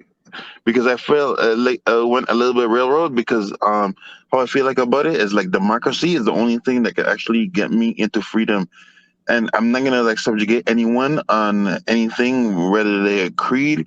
All I have to say they're creed. But if you follow the anarchist rule of just like straight up being freedom without government, and because we could do it better than the government, that's fine. But I Can just you want to know name? like what's your denominator of like socialism or communism or like Marxist and I'm not a Marxist. I'm not a communist. I'm like a Socialism. liberal market socialist. Yeah. so can you Uh, explain to me in a nutshell though, please? Because I mean, I generally care about you, but the thing is like I just need to know because sure. I do value you and I actually glad I'm able to talk to you because I need to understand because I need to know because like I'm like the lowest denominator on earth. Like socialist has way more clout than people like me. Then then ANCAPs for sure. I I could get into like I don't think that anarchism is when no government. I don't think that there's like any anarchist theorist who would say that. I'm not an anarchist, but I think it's like weird to focus on that. But it's not that relevant. If you just want me to talk about what my system is, Yes, I would I want basically to hear. I want to hear you about your system so I can uh, understand you a little bit more. When I just like understand when you come to my tribe, I'm just mhm. like, okay, this person is like this and that. Basically, my ideal government system would be very similar to the one we have now, probably some more constitutional protections, and probably moving from our legislature to the current system towards like a laudocratic direct democracy, and probably adding like one or two people to the executive branch to make it like an executive council instead of sorry, 2 or 4 people to the executive branch to make it a council instead of an individual with a ton of power. And then on the economic side, I would want to have the vast bulk of the economy be controlled by nationalized firms, nationalized industries, social wealth funds to invest in and buy out a lot of the current like big monopolies that exist and things that are currently controlled by index funds, and probably competing social wealth funds too, like a federal one and different states being able to have theirs. And then the rest of the economy, I would want to be controlled in majority by consumer and worker cooperatives to provide like autonomy on the local level that would be invested in by like national banks, and probably some small portion of the economy would be maintained as like really small private capitalist businesses that people run like with their family, or that people want to have like a lot of control over the small projects they're working on. Okay, so then basically you would want to have like I don't know. So you want not federal to be into like statewide like parlay between states and states, or do you okay with like federal like rule over like all 58 states, or I guess in mainland America 48 states? Do you want to just like have like a place where just like states to states get to judge when something goes wrong in the same state and something where the federal government had to like do it every single time? Or do you want like a full on federal thing where federal people could say like, yo, this is what happened in our nation, this is what needs to happen in our nation? Like because you said a lot and I retain a lot of what you said, but like exactly what do you want though? Because like I'm assuming. So please forgive me for assuming, but what actually do you want though? Like, do you want like federal rule over all states, or do you want state by state, depending on the state rule? That's what I'm asking. So I'm a federalist, not a federal controlist. I think that like the federal government should have certain power to check and balance state and local governments. I think that all of these institutions to serve to like to challenge each other and to make sure that that different interests are represented at different levels. I think that on like the level of the social wealth fund, for example, there should probably be 1 or 2 federal social wealth funds that are all going to compete, with each state being able to run their own social wealth fund that are all going to compete with like cooperatives that are going to be very, very decentrally controlled and things like that. Oh, so are you against people who are like super rich and have invested money into taking people down, who are just want to fight for their community, but they say like, I don't care about your community, you have to fucking move, and we're gonna bulldoze it down to make like skyrise and fucking these people have money, stuff like that? Or do you protect people who are just like trying to make ends meet and just like chase them out of the city? So we have to like be like homeless people in America, or like because that's what you're saying. I mean, I would also like to like end homelessness and like increase social spending just to make lives better. I don't know that that's like super core to the socialist argument, but yeah, I would like to focus on those things. I don't like massive concentrations of power that exist when you have like uber rich people, like the people that are uber rich compared to the rest of the population. It seems like the only way you can get there is not by like a meritocratic means, but by like using money to make more money means. And there are like more efficient ways to run that lead to better consequences for more people. Yeah, but I'm a Christian, and I also help people. I literally, like, when someone pulled me over, I don't know how, but they always pull me up. They stop me, and just like when I'm going to the store, and just like, hey, and then they talk to me, and they straight up say like, oh, any money? I'm just like, damn, I have to open up my wallet just to help homeless people. But the government don't do that. The government actually stops people from people going over there, like religious people or non-religious people, but it's usually a religious thing when they go help feed people and trying to get them clean up to try and get them to jobs. But how are you gonna like say that when at the same time that you supporting like a socialism rule without actually dealing with these people who need help, and talking about like everyone needs a specific type of job without even actually gauging every single person like I do to homeless people and say like, what's your talents or what do you like to do? And they say they're like, no, you just be a number, do what I say, because you basically sound like a fucking robot. I just cursed, my bad. You sound like a robot. Sure.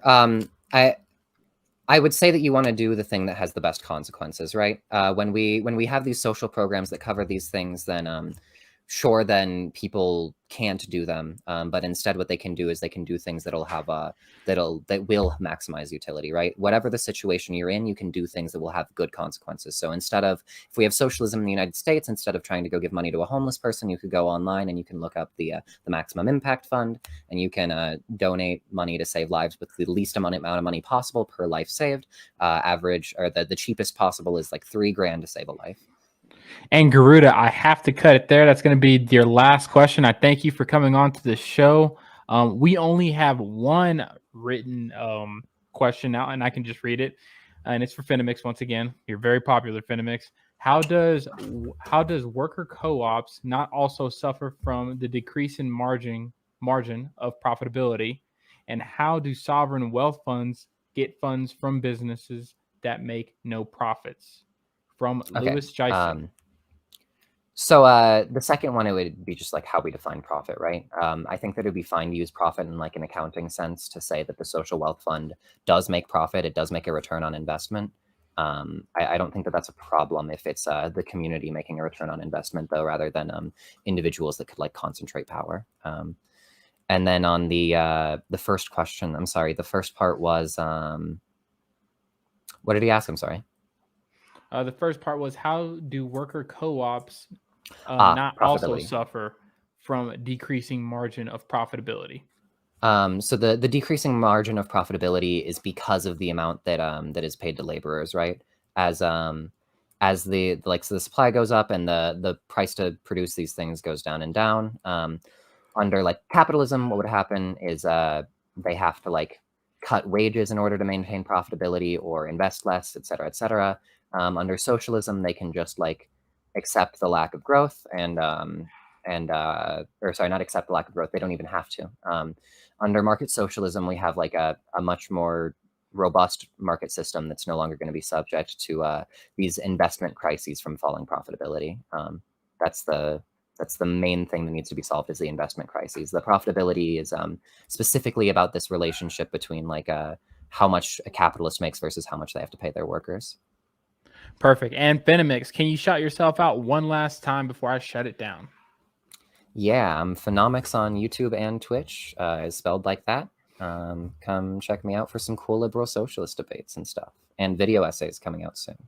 And Counterpoints, you do the same, sir. Thank you for once again for both of you coming on.